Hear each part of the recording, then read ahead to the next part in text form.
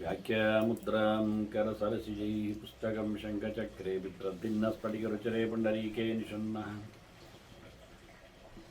अम्लानश्रीरमृतविशदैरंशुभिप्लावयन् मामाविर्भूयादनगमहिमा मानसे वागधीशः नमस्ते प्राणेश प्राणतविभुवायामनिमग नमः स्वामिन् रामप्रियतमनुमन् गुरुगुण नमस्तुभ्यं भीमप्रबलतमकृष्णेष्ट भगवन् नमः श्रीमन्मध्वप्रदिश सुदर्शन्नो जय जय श्रीगुरुभ्यो नमः नारायणं सुरगुरुं जगदेकनाथं भक्तप्रियं सकललोकनमस्कृतं च त्रैगुण्यवर्जितमजविभुमाद्यमीशं वन्दे भवग्रम् अमरासुरसिद्धवन्द्यं नारायणं नमस्कृत्य नरं चैव नरोत्तमं देवीं सरस्वतीं व्यासं ततो जयमुदीरये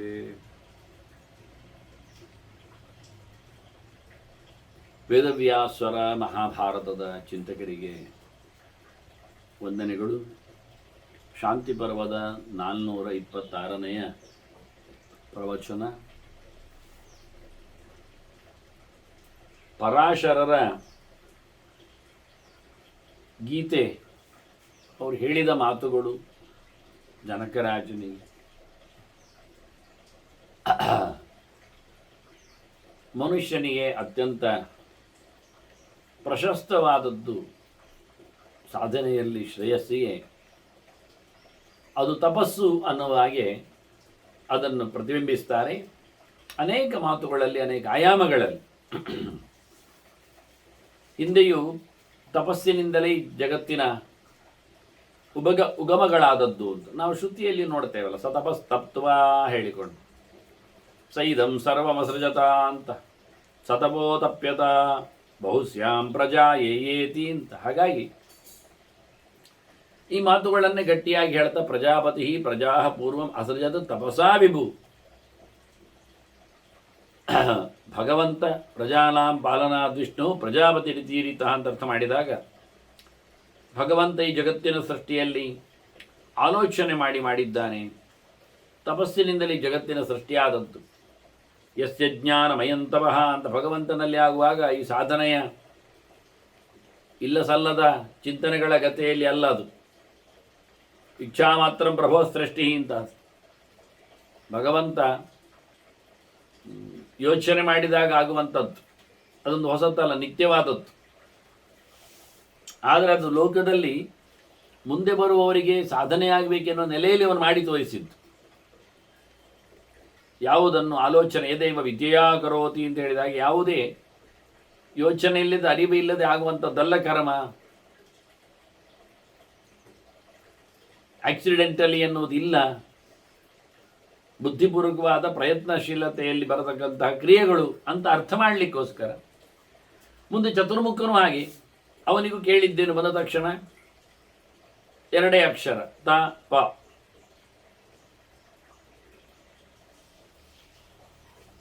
ಷೋಡಶಂ ಚೈಕವಿಂಶಂ ಅಂತಾರೆ, 16, 25.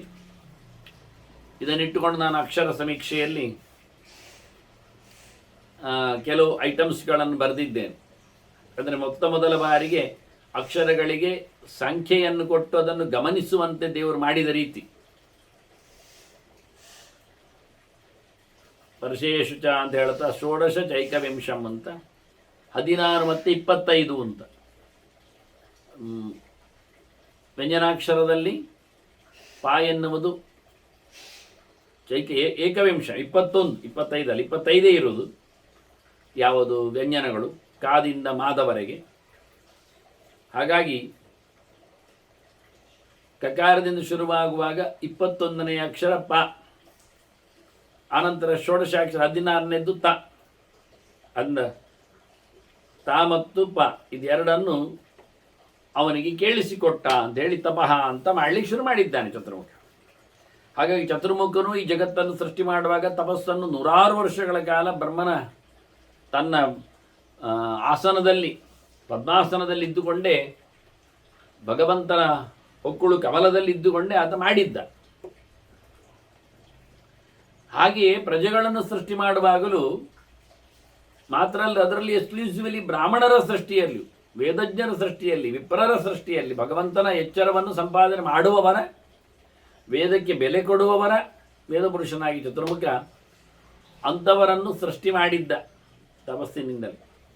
ಹಾಗಾಗಿ ತಪಸಾ ಸಿದ್ಧಿಯುಕ್ತಾನಾಂ ಶಾಶ್ವತಂ ಬ್ರಹ್ಮದರ್ಶನಂ, ತಪಸ್ಸಿನಲ್ಲಿ ಸಿದ್ಧಿ ಪಡೆದವರಿಗೆ ದೇವರು ಖಂಡಿತವಾಗಿಯೂ ಸಿಗ್ತಾನೆ. ಯಾವತ್ತೂ ಭಗವಂತನ ದರ್ಶನವನ್ನು ಮಾಡುವ ಭಾಗ್ಯವರಿಗೆ ಲಭಿಸ್ತದೆ.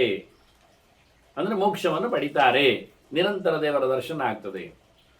ಅಷ್ಟೇ ಅಲ್ಲದೆ ತಪಸ್ಸು ಮಾಡಿಯಲ್ಲಿ ಚಿಂತನೆ ಮಾಡಿಕೊಂಡಾಗ ಅವನಿಗೆ ವೇದ ಅರಿವಿಗೆ ಬರ್ತದೆ, ವೇದ ಹೊಳೆಯುತ್ತದೆ, ವೇದದ ಆವಿಷ್ಕಾರ ಆಗ್ತದೆ, ವೇದದಲ್ಲಿ ಭಗವಂತ ಕಾಣುತ್ತೆ. ವೇದಾಖ್ಯೇ ವೈನಂ ವೇದ ಅಂತ ಹೇಳಿದರೆ ಔಪನಿಷದ ಪುರುಷ ಅಂತ ತಿಳಿಸಿಕೊಟ್ಟಾಗೆ ಭಗವಂತನ ಅರಿವು ಬರಲಿಕ್ಕೆ ಬೇಕಾಗಿರತಕ್ಕಂತಹ ಅವನಿಗೆ ಮಾಧ್ಯಮ ಚೆನ್ನಾಗಿ ಬರ್ತದೆ. ಅನ್ವಿಚ್ಯತಾಂ ಶುಭಂ ಕರ್ಮ ನರಾಣಾಂ ತ್ಯಜ್ಯತಾಂ ಸುಖಂ. ತಪಸ್ಸು ಮಾಡುವುದಂದಾಗ ಸ್ವಲ್ಪ ಕಷ್ಟ ಉಂಟು ಅಂತ ಹೇಳ್ತಾರಲ್ಲ, ಧ್ರುವನ ತಪಸ್ಸು ನೋಡಿದ್ದೇವೆ ನಾವು. ಹಾಗಾಗಿ ಅನೇಕರ ತಪಸ್ಸನ್ನು ಕಂಡಿದ್ದೇವೆ. ಅಲ್ಲಿ ತುಂಬ ವಿಘ್ನಗಳು, ಸಾಧನೆಗಳು, ಮೂರೊತ್ತು ಮೀಯುವುದು, ಫಲಮೂಲಗಳ ಅಶನ ಅಷ್ಟೇ, ನೆಲದಲ್ಲಿಯ ಶಯನ, ಇವೆಲ್ಲ ಅಂದಾಗ ಶಾರೀರಿಕವಾಗಿ ಬಹಳಷ್ಟವ ತೊಂದರೆಯನ್ನು ಅನುಭವಿಸ್ತಾನೆ. ಇದರಿಂದ ಮಾನಸಿಕವಾಗಿಯೂ ಜರ್ಜರಿತನಾಗ್ತಾನೆ. ಅದನ್ನು ತಪಸ್ಸು ಅನ್ನೋ ತಕ್ಷಣ ನಾವು ನಮ್ಮ ದೈಹಿಕವಾದ ಸುಖ ಸಂಪತ್ತುಗಳನ್ನೆಲ್ಲ ಹೊರಗಿಡಬೇಕಾಗ್ತದೆ. ಹೌದು ಅಂತ ಇದೆಲ್ಲ ಟೆಂಪರರಿ ಅಲ್ವನ ಸುಖ ಅಂತ. ಮಲಗಿದ ಸುಖ ಎಷ್ಟು ಹೊತ್ತಿನವರೆಗಿರ್ತದೆ? ಇಡೀ ದಿನ ಮಲಗಿಯೇ ಇರ್ಲಿಕ್ಕೆ ಆಗ್ತದ? ಇಡೀ ದಿನ ಮಲಗಿಯೇ ಇದ್ರೆ ಮತ್ತೆ ಇರುವೆ ಹತ್ತಿರ್ತದೆ ಮೈಗೆ, ಗೆದ್ದಲು ಹಿಡಿತದೆ, ಅವನು ಏಳಲಿಕ್ಕೆ ಆಗುದಿಲ್ಲ, ನಡಿಲಿಕ್ಕೆ ಆಗುವುದಿಲ್ಲ. ಹಾಗಾಗಿ ನಡೀತಾ ಇರುವುದು ಅಲ್ಲ ಯೋಗ ಕ್ಷೇಮ, ಮಲಗಬೇಕಾಗ್ತದೆ. ಅದರಂತೆ ಮಲಗುವುದೇ ಸುಖ ಅನ್ನುವುದಿಲ್ಲ ಯಾರು, ತಿನ್ನುವುದೇ ಸುಖ ಅನ್ನುವುದೂ ಇಲ್ಲ. ತಿಂದರೆ ಹೊಟ್ಟೆ ಡುಬ್ಬ ಆಗ್ತದೆ, ಅದರಿಂದ ಆರೋಗ್ಯ ಕೆಡ್ತದೆ, ಆಗುವುದಿಲ್ಲ. ಅದನ್ನು ಉಪವಾಸವೂ ಸುಖ ಆಗ್ತದೆ. ಹಾಗೆ ಅಂದರೆ ಇದೆಲ್ಲ ಬಾಕ್ಯವಾದ ಸುಖಗಳೆಲ್ಲ ಕ್ಷಣಿಕಗಳು, ಪರ್ಮನೆಂಟ್ ಅಲ್ಲ. ಅದನ್ನೇ ಶಾಶ್ವತ ಅಂತ ಕರೀಲಿಲ್ಲ ಅವರು. ಅದನ್ನು ಬಿಡುವುದರಲ್ಲಿ ಲಾಭ ಉಂಟು ತಪಸ್ಸು ಮಾಡುವಾಗ. ತಪಸ್ಸಿನಿಂದ ಶಾಶ್ವತವಾದ ಸುಖವನ್ನು ಪಡೀಲಿಕ್ಕೆ ಆಗ್ತದೆ.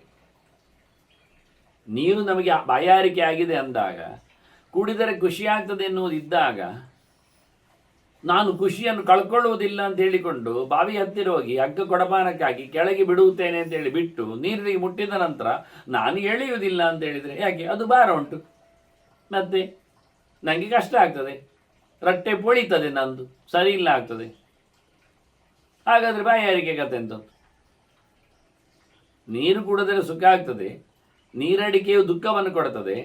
ನೀರಡಿಕೆಯನ್ನು ನೀಗಿಸ್ಲಿಕ್ಕೋಸ್ಕರ ಬಾವಿಯಿಂದ ಪಾತ್ರೆಯನ್ನು ಎಳಿಲಿಕ್ಕೆ ಸಂಕಟ ಪಡ್ತಾನೆ ಅಂದರೆ ಅದು ಕಷ್ಟ ಆಗ್ತದೆ ಹೇಳಿದರೆ ಮತ್ತೆ ಯಾವಾಗ ಸುಖ ಪಡೆಯುವುದು? ಆದ್ದರಿಂದ ಕೆಲವೊಮ್ಮೆ ಏನಾಗ್ತದೆ, ದೇಹದ ಸುಖವನ್ನು ಬಿಡಬೇಕಾಗ್ತದೆ ಉಚ್ಚ ಸುಖವನ್ನು ಪಡೆಯುವುದಾದರೆ. ಜೀವ ಏನಾಗ್ತದೆ, ಈಗ ದೇಹದಲ್ಲಿ ಸಂಕಟ ಪಡುತ್ತಿರುವ ಜೀವ ನೀರು ಕುಡಿದ ನಂತರ ದೇಹದಲ್ಲಿ ಅದಕ್ಕೆ ಉತ್ಸಾಹ ಬರಲಿಕ್ಕೆ ಹೋಗಿ ಅವನು ಸುಮಾರು ದೂರಕ್ಕೆ ನಡಿಲಿಕ್ಕೆ ಇಷ್ಟಪಡ್ತಾನೆ. ನಾನು ನಡೆಯೋದಿಲ್ಲ, ಕೈಕಾಲು ನಂದು ಜೊಂಪು ಹಿಡಿತದೆ, ಮತ್ತೆ ಮಾರ್ಗದಲ್ಲಿ ಕೂತ್ಕೊಳ್ತಾನ. ಕೂತ್ರೆ ಕತ್ತಲಾದ ನಂತರ ಮತ್ತೆ ಕಾಡು ಪ್ರಾಣಿಗಳು ಬಂದಾವು, ಮನೆ ಸೇರದಿದ್ರೆವ. ಕಾಡು ಕಳೆದಾಗ ಅವನಿಗೆ ಮನೆ ಇದೆ, ನಡಿಲೇಬೇಕು. ಅವನು ನಡ್ಕೊಂಡು ಹೋಗಿ ಮನೆ ಜಗಲಿಯಲ್ಲಿ ಕೂತ್ಕೊಳ್ತಾನಲ್ಲ, ಈಗ ಆರಾಮಾಗಿ. ಹಾಗೆ ಮನೆ ಸಿಕ್ಕಿದೆ, ಮನೆಯನ್ನು ಪಡೆಯತಕ್ಕಂತಹ ಸುಖದಲ್ಲಿ ಕಾಡಿನ ದಾರಿಯ ನಡಿಕೆ ಎನ್ನುವುದು ಅವನಿಗೆ ದುಃಖ ಆಗಿದ್ರು ಅದು ದುಃಖ ಅಲ್ಲ, ಅದು ಟೆಂಪರರಿ. ಈಗ ಜಗಲಿಯಲ್ಲಿ ಕೂತ ನಂತರ ಅದಕ್ಕೆಲ್ಲ ಹೋಗ್ತದೆ. ಆದರೆ ನಾವು ಮನೆಗೆ ಸೇರಿ ಜಗಲಿಯಲ್ಲಿ ಕೂತ್ಕೊಳ್ಳುವುದಿಲ್ಲ ಅಂತಾದರೆ, ಕಾಡಿನಲ್ಲಿ ಕೂತರೆ ನಿರಂತರ ದುಃಖ, ಬೆಳಗ್ಗಿನವರೆಗೆ ದುಃಖವನ್ನು ಅನುಭವಿಸಬೇಕಾಗ್ತದೆ. ಅದರಂತೆ ಈ ಲೋಕದಲ್ಲಿ ನಾನು ತಿರುಗ್ತಾ ಇದ್ದೇವೆ ಅಂದಾಗ ಇಲ್ಲೇ ಕೂತು ಬಿಡುವ ಒಂದು ವಾಣಿಜ್ಯ ಸಂಕೀರ್ಣಗಳಿರ್ತಾವೆ, ಚಲಚಿತ್ರ ಮಂದಿರಗಳಿರುತ್ತವೆ, ಇತ್ತ ಕುಣಿಯುವವರು ನಲಿಯುವವರೆಲ್ಲ ಕಾಣುತ್ತಾರೆ. ಇದೇ ಚೆನ್ನಾದ ಕೂತು ಬಿಟ್ಟರೆ ಕಾಡಿನಲ್ಲಿ ಪ್ರಕೃತಿಯನ್ನು ವೀಕ್ಷಿಸುತ್ತಾ ರಾತ್ರಿಯನ್ನು ಕಳೆದಾಗ ಆಗ್ತದೆ. ಜಗಲಿಗೆ ಒಂದು ಮನೆಗೆ ಒಂದು ಶಾಶ್ವತವಾದ ಸುಖವನ್ನು ಮೋಕ್ಷವನ್ನು ಪಡೆಯುವುದಿಲ್ಲ ಆಗ್ತಾನೆ. ಆದ್ದರಿಂದ ಇಲ್ಲಿನ ಸಂಕಟವನ್ನು ಅದನ್ನು ಅದು ಬಿಟ್ಟುಕೊಂಡು ಶಾಶ್ವತವಾದ ಸುಖದೆಡೆಗೆ ಒಂದು ಪಯಣ ಬೆಳೆಸಬೇಕು. ಆದ್ದರಿಂದಲೇ ಕೃಷ್ಣ ಹೇಳಿದ್ದು ಶೀತೋಷ್ಣ ದುಃಖದಾಹ ಆಗಮಾಪಾಯಿನೋ ಅನಿತ್ಯಾ ತಾನು ತಿತಿಕ್ಷಸ್ವ ಅಂತ. ಅನ್ವಿಚ್ಛತಾಂ ಶುಭಂಕರಮ ನರಾಣಂ ತ್ಯಜ್ಯತಾಂ ಸುಖ. ಶೋಭನವಾದ ಸಖವನ್ನು ಉಂಬ, ಶುಭ ಅಂದರೆ ಸುಖವನ್ನು ಉಂಬ ಅಂದರೆ ಅತ್ಯಂತ ಅಥವಾ ಭರ್ತಿಯಾಗುವುದು ಆನಂದ, ಅವನ ಸ್ವಭಾವಕ್ಕೆ ಸಂಬಂಧಪಟ್ಟಂಥ ಆನಂದ, ಸ್ವರೂಪಭೂತವಾದ ಆನಂದದ ಭರಣೆ ತುಂಬುವಿಕೆ ಅದು ಮೋಕ್ಷದಲ್ಲಿ ಆಗುವಂಥದ್ದು. ಅದಕ್ಕೆ ಬೇಕಾದ ಕರ್ಮ, ಅದು ತಪಸ್ಸು, ಅದನ್ನು ಮಾಡಿದರೆ ಈಗಿನ ಸುಖವನ್ನು ಅದು ತ್ಯಾಗ ಮಾಡಲೇಬೇಕು. ಸುಪ್ಪತ್ತಿಗೆಯಲ್ಲಿ ಮಲಗುವುದಾಗಲಿ, ಷಡ್ರಸೋಪೇತವಾದ ಭಕ್ಷ್ಯಭೋಜ್ಯಗಳನ್ನು ತಿನ್ನುವುದಾಗಲಿ, 10 ಜನರ ನಡುವೆ ಇದ್ದುಕೊಂಡು ಪಟ್ಟಾಂಗವನ್ನು ಮಾಡುತ್ತಾ ಹಾಸ್ಯಕತೆಯನ್ನು ಹೇಳುತ್ತಾ ಸಮಯವನ್ನು ಸಾಯಿಸುವುದು, ಅದು ಟೆಂಪರರಿ ಸುಖ ಅಂತಾನೆ. ಇದನ್ನೆಲ್ಲ ತೊರೆದು ಏಕಾಂಗಿಯಾಗಿ ನೆಲದಲ್ಲಿ ಮಲಗಿ ಫಲಮೂಲಗಳನ್ನು ತಿಂದುಕೊಂಡು ದೇವರ ನಾಮಸ್ಮರಣೆ ನಿರಂತರವಾಗಿ ಮಾಡುತ್ತಾ ಮುಂದಿನ ದೊಡ್ಡದಾದ ಸುಖವನ್ನು ಪಡೀಲಿಕ್ಕೆ ಇಂತಹ ಸಣ್ಣ ಸುಖವನ್ನು ಬಿಡಬೇಕು. ಅದು ನಮಗೆ ಸ್ವಲ್ಪ ಪಾಠ ಆಗಲಿಲ್ಲ ಹೇಳಿದರೆ, ಒಳ್ಳೆ ಪಾಠ ಆಗ್ತದೆ ಅಂತಾರೆ. ವೈರಾಗ್ಯ ಬರಬೇಕಾ, ಇಲ್ಲಿಂದ ಎದ್ದು ಓಡ್ತೀರಾ, ಅದಕ್ಕೆ ನಿಮಗೆ ಕೆಲವೆಲ್ಲ ದೊಡ್ಡ ಮಟ್ಟಿನ ಸಂಕಟ ಬರಬೇಕು. ಸ್ನೇಹಾಯತನ ನಾಶಾಚ್ಚ ಧನನಾಶಾಶ್ಚ ಪಾರ್ಥಿವ ಆದಿವ್ಯಾಧಿ ಪ್ರತಾಪಾಚ ನಿರ್ವೇದ ಉಪಗಚ್ಚತಿ. ಮನುಷ್ಯನಿಗೆ ಯಾವಾಗ ವೈರಾಗ್ಯ ಮೂಡ್ತದೆ ಕೇಳಿದರೆ, ತಿನ್ನುವ ಚಾಪಲ ನಿಲ್ಲುವುದು ಯಾವಾಗ ಅಂದರೆ ದೇಹದಲ್ಲಿ ರೋಗ ಗಟ್ಟಿಯಾಗಿ ಕೂತಾಗ. ಸಣ್ಣ ಸಣ್ಣ ಚಿಕ್ಕ ಚೂರು ದಿನದ ರೋಗ ಎಲ್ಲ ಬಂದರೆ ತೊಂದರೆ ಇಲ್ಲ, ಮತ್ತೆ ಪುನಃ ತಿನ್ಲಿಕ್ಕೆ ಶುರು ಮಾಡುತ್ತಾನೆ. ಶಾಶ್ವತವಾಗಿ ದೇಹದ ಒಳಗೆ ತನ್ನ ಚೇಂಬರನ್ನು ಮಾಡಿಕೊಂಡು ಬೋರ್ಡ್ ಹಾಕಿಕೊಂಡು, ಕೆಲವು ಕಡೆಯಲ್ಲೆಲ್ಲ ಇರ್ತದಲ್ಲ, ಇಂಥವರು ಅಂತ ಹೇಳಿಕೊಂಡು ಅವರೊಂದು ಸೈಡಲ್ಲಿ ಒಂದು ಬೋರ್ಡ್ ಹಾಕಿಕೊಂಡು ಅದರಲ್ಲಿ ಕೂತಿರುತ್ತಾರೆ. ನಾವು ಅವರನ್ನು ಹುಡುಕ್ಲಿಕ್ಕೆ ಬರ್ತದೆ, ಇಂಥ ವೃತ್ತಿಯವ, ಇಂಥ ಕಥೆಯವ, ಇಂಥವನು ಅಂತೇಳಿ. ಹಾಗೆ ನಮ್ಮ ಒಳಗೆ ಹೋಗಿ ರೋಗ ಒಂದು ಚೇಂಬರ್ ತೆಗೆದು ಒಂದು ಖಾತೆ ಮಾಡಿಕೊಂಡು ತಾನು ಕೂತ್ಕೊಂಡು ಬಿಡ್ತದೆ. ಜಪ್ಪ ಅಂತ ಹೇಳಿಕೊಂಡು ಚಂದ ಮಾಡಿ ಬೋರ್ಡ್ ಹಾಕಿಕೊಂಡು ದೊಡ್ಡ ಜಾಗವನ್ನು ಆಕ್ರಮಿಸಿಕೊಂಡು ಇದು ನನ್ನದು ಹೇಳಿಬಿಡ್ತದೆ. ಎಷ್ಟು ಗಮ್ಮತ್ತನ್ನು ನೋಡಿ. ಹಾಗೆ ಒಬ್ಬೊಬ್ಬರೇ ಒಂದೊಂದು ರೀತಿಯಲ್ಲಿ ಹೋಗಿ ಕೂತು ಬಿಟ್ರೆ, ಹಾಗಾಗಿ ಏನಾಯಿತು, ಮನುಷ್ಯ ಆದಿವ್ಯಾಧಿಗಳು ಪಟಳಕ್ಕೆ ನಿಲುಕಿ ಒಂದು ಬಂದರೆ ಇನ್ನೊಂದು ಫ್ರೀ ನಮಗೆ. ಅಂದರೆ ಎಂಥದ್ದು, ದೇಹಕ್ಕೆ ಏನಾದರೂ ಕಾಯಿಲೆ ಬಂದರೆ ಮನಸ್ಸಿನ ಕಾಯಿಲೆ ಫ್ರೀ ಬರ್ತದೆ. ಯಾಕೆ, ಅದು ದೇಹದ ಮೇಲೆ ಅಂಟಿಕೊಂಡಿದೆ ಮನಸ್ಸು. ಆತ್ಮೀಯತೆ, ಅಭಿಮಾನ. ಹಾಗಾಗಿ ಏನಾಯಿತು, ಸಂಕಟವನ್ನು ಮನಸ್ಸು ಕಂಡಾಪಟ್ಟಿ ಎಳ್ಕೊಂಡು ಅದರ ಮೇಲೆ ಗಮನ ಕೊಡುವುದೇನು, 10 ಜನರಿಗೆ ಹೇಳುವುದೇನು. ಹೀಗಾಗಿ ಒಂದು ಬಂದಾಗ ಇನ್ನೊಂದು ಫ್ರೀ ಆಗಿರ್ತದೆ. ಆದಿವ್ಯಾಧಿಗಳಲ್ಲಿ ಒಂದು ಶಾರೀರಿಕ ಕಾಯಿಲೆ, ಮಾನಸಿಕ ಕಾಯಿಲೆಗೆ ಆದಿವ್ಯಾಧಿ ಹೇಳೋದು. ಹಾಗಾಗಿ ಒಂದು ಬಂದ ತಕ್ಷಣ ಎಂದು ಬರ್ತದೆ. ಅದರಂತೆ ಮಾನಸಿಕವಾಗಿ ಅವನು ಕುಗ್ಗಿದಾಗ, ಘಾಸಿಗೊಂಡಾಗ, ಏನೋ ಆಸೆ ಆಕಾಂಕ್ಷೆಗಳಲ್ಲಿ ಅವನು ಬಲಿಬಿದ್ದಾಗ ದೇಹದಲ್ಲಿ ಸೊರಗ್ತಾನೆ. ಒಂದು ಫ್ರೀ. ಈಗ ಯಾಕೆ, ಊಟ ಸೇರುವುದಿಲ್ಲ, ನೆಮ್ಮದಿಯಿಂದ ಮಲಗುವುದಿಲ್ಲ, ನಿದ್ದೆ ಮಾಡ್ತಾ ಇಲ್ಲ, ಹಾಗಾಗಿ ಜೀರ್ಣ ಆಗ್ತಾ ಇಲ್ಲ, ಮಾತುಕತೆ ಬಿಟ್ಟದ್ರಿಂದ ಅವನಿಗೆ ಅಂಗಾಂಗಗಳಲ್ಲಿ ಉತ್ಸಾಹ ಕಾಣೋದಿಲ್ಲ. ಹೀಗಾಗಿ ಏನಾಗ್ತದೆ, ಒಂದು ಕಾಯಿಲೆಯಿಂದ ಇನ್ನೊಂದು ಕಾಯಿಲೆ ಫ್ರೀ. ಯಾವಾಗ ಆಗಲಿ ಮಾನಸಿಕವಾಗಿ ಅವನು ಆಸೆ ಆಕಾಂಕ್ಷೆಗಳಿಗೆ ಬೆಲೆ ಬಿದ್ದು ಯೋಚನೆಗಳಲ್ಲಿ ನೆಲೆಗೊಂಡು ಅವನು ಸಿಕ್ಕಿಬಿದ್ದರೆ ದೇಹದಲ್ಲಿ ಸೊರಗಲಿಕ್ಕೆ ಶುರುವಾಗ್ತಾನೆ. ಹೀಗೆ ದೇಹದ ಕಾಯಿಲೆ ಮನಸ್ಸಿಗೆ ಪೆಟ್ಟು ಕೊಡ್ತದೆ, ಮನಸ್ಸಿನ ಕಾಯಿಲೆ ದೇಹವನ್ನು ಹೆಚ್ಚು ಕಡಿಮೆ ಮಾಡ್ತದೆ. ಆದ್ದರಿಂದ ಅಲ್ಲಿಗೆ ಅವನಿಗೆ ನಿರ್ವೇದ ಬರಲಿಕ್ಕೆ ಶುರುವಾಗ್ತದೆ. ವೈರಾಗ್ಯ ಬರ್ತದೆ, ಇದು ಬೇಡ ಮಾರಾಯ, ಈಗ ತಿನ್ನುವುದು ಕಡಿಮೆ ಮಾಡಬೇಕು ಅಂತ ಅವನೇ ಹೇಳ್ತಾನೆ. ಯಾಕೆ, ನಂದು ತಿಂದು ಹೆಚ್ಚಾಗಿದೆ, ಈಗ ತಿನ್ನದ್ದರ ಮೇಲೆ ಕೆಲವು ಮಾತ್ರೆಗಳನ್ನು ತಿನ್ನಲಿಕ್ಕೆ ಹೇಳ್ತಾ ಇದ್ದಾರೆ, ಅದು ಓವರ್ ಡೋಸ್ ಆಗ್ತಾ ಉಂಟು ಅಂತಾರೆ. ಹಾಗೆ ಇತ್ತ ಧನನಾಶಾಚ್ಚ, ಮನುಷ್ಯನಿಗೆ ರೋಗ ಇದ್ದರೂ ಪರವಾಗಿಲ್ಲ, ಅದನ್ನು ಅವ ಸಹಿಸಿಕೊಳ್ತಾನೆ. ಯಾಕೆಂದರೆ ದುಡ್ಡುಂಟು ಮಾರಾಯ, ಮಾತ್ರೆ ತಗೊಳ್ಳೋದು ಅಂತಾನೆ. ಈಗಾಗಲೇ ಹೇಳಿದ್ನಲ್ಲ, ರೋಗಗಳು ಎನ್ನುವುದು ಕೆಲವರಿಗೆ ಅದು ಶ್ರೀಮಂತಿಗೆ ಲಕ್ಷಣ ಆಗಿಬಿಟ್ಟಿದೆ.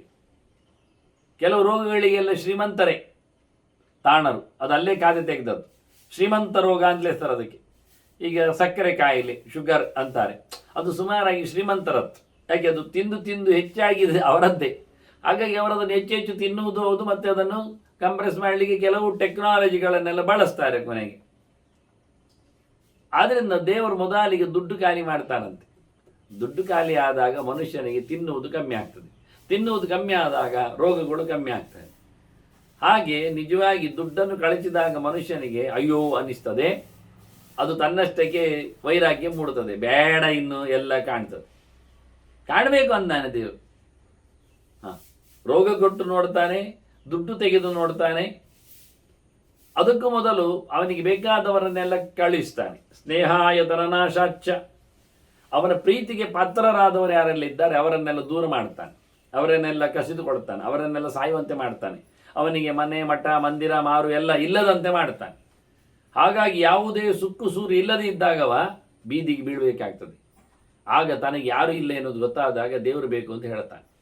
ಅವರ ಹತ್ರ ಮಾತಾಡಲಿಕ್ಕೆ ಶುರು ಮಾಡ್ತಾನೆ. ಒಬ್ಬನೇ ಕೂತ್ಕೊಂಡು ಓ ದೇವರೇ ಅಂತ ಹೇಳಿ ಶುರು ಮಾಡ್ತಾನೆ. ಇಷ್ಟರವರೆಗೆ ದೇವರಿಲ್ಲ. ದೇವರ ಹತ್ತಿರ ದೇವರು ಬಂದಾಗಲೂ ನೀನು ದೇವರೆಲ್ಲ ಹೇಳಿದ್ದವ. ಅದರಿಂದ ಸುತ್ತಮುತ್ತಲಿನವರನ್ನು ಮೊದಲಿಗೆ ಅವನನ್ನು ಪ್ರೀತಿಸುವವರನ್ನು ದೂರ ಮಾಡ್ತಾನೆ. ಬಹಳ ಖುಷಿಯಾಗಿರುತ್ತಾಗ. ಯಾವುದೋ ಕಾರಣ ಅಂಟಿಸ್ತಾನೆ, ಅದಕ್ಕೆ ಯಾವುದೋ ನೆವವನ್ನು ಕೊಡ್ತಾನೆ. ಹೀಗಾಗಿ ಆದಷ್ಟು ಜನರು ಹತ್ತಿರದವರು ದೂರ ಹೋಗುವಂತೆ ಮಾಡಿದಾಗ ಅಲ್ಲಿಂದ ಅಲ್ಲಿಗೆ ಬಿದ್ದು ಬಂದಲ್ಲ. ನಾನು ಹೇಳೋದುಂಟಲ್ಲ, ಯಥೋ ಯಥೋ ನಿವರ್ತೇತ ಅಂತ ಭಾಗವತದ ಗೆರೆ. ಅದು ಎಷ್ಟು ನೀನು ದೂರ ಹೋಗ್ತೀಯ ಅಷ್ಟು ಕ್ಷೇಮವನ್ನು ನೀನು ಪಾಡ್ತೀಯ. ಯಾವುದನ್ನೆಲ್ಲ ಸಂಘವನ್ನು ಕಳಚಿಕೊಳ್ತೀಯ ಅಲ್ಲಿಂದ ನಿನಗೆ ತೊಂದರೆಗಳು ಕಮ್ಮಿ ಆಗ್ತವೆ. ಅದರಿಂದ ನಿನಗೆ ಶ್ರೇಯಸ್ಸು ಧರ್ಮ ಎಲ್ಲ ಬೆಳೀಲಿಕ್ಕೆ ಶುರುವಾಗ್ತದೆ. ಇಲ್ಲಾದರೆ ಅಯ್ಯೋ ಅತ್ತ ಅಂತ ಹೇಳಿಕೊಂಡು ಇತ್ತ ತಿರುಗಬೇಕಾಗ್ತದೆ. ಅಂದರೆ ದೇವರು ಕೆಲವೆಲ್ಲ ಬಹಳ ಒಳ್ಳೆಯದು ಮಾಡುತ್ತಾನೆ. ಜನರ ಸಂಪರ್ಕವನ್ನು ಕಳಚಲಿಕ್ಕೆ ಎಷ್ಟೋ ಜನರಿಗೆ ಅನ್ಪಾಪ್ಯುಲರ್ ಆಗಬೇಕಾಗ್ತದೆ, ಬೇಡದವನಾಗ್ತಾನೆ, ಆಗುವಂತೆ ಮಾಡಿಕೊಳ್ಳುತ್ತಾರೆ. ಅದು ಖುಷಿ ಇರುತ್ತದೆ. ಅದನ್ನು ಅಯ್ಯೋ ನನ್ನನ್ನು ಹೊರಗಾಗಿದ್ದಾರೆ, ನನ್ನನ್ನು ಎಲ್ಲಿಯೂ ಕರೆಯುವುದು ಬೇಡ ಅಂತ ಹೇಳಿದ್ದಾರೆ, ಅದಕ್ಕೆಲ್ಲವರು ಒಟ್ಟು ಸೇರಿದ್ದಾರೆ ನೋಡಿ, ಅದಕ್ಕೆಲ್ಲ ಒಟ್ಟು ಸೇರ್ತಾರೆ ಅವರು. ಎಷ್ಟು ಗಮನ ಇರುತ್ತೆ ನೋಡಿ. ಹೀಗಾಗಿ ಒಳ್ಳೆಯದನ್ನು ಕಲೀಲಿಕ್ಕೆ ಈಗ ಎಲ್ಲ ದೇವಸ್ಥಾನಗಳಲ್ಲಿ ಮಠ ಮಂದಿರಗಳಲ್ಲಿ ಸೋಮಾರಿಗಳು ಜಾಸ್ತಿ ಆಗಲಿಕ್ಕೆ ಹೋಗಿ ಬೆಳಿಗ್ಗೆ ಬೇಗ ಸ್ನಾನ ಮಾಡುವವರಿಲ್ಲ. ಸ್ನಾನ ಮಾಡಿದರೂ ಅವರೇನು ಮುಳುಗಿ ಮೀಯುವುದಿಲ್ಲ. ಇದು ತಪ್ಪಾಗಿದೆ, ಶಾಸ್ತ್ರಕ್ಕೆ ವಿರುದ್ಧವಾಗಿದೆ. ಮುಳುಗಿ ಮೀಯುವುದನ್ನು ನಾವು ಅಭ್ಯಾಸ ಮಾಡಿಸಬೇಕು.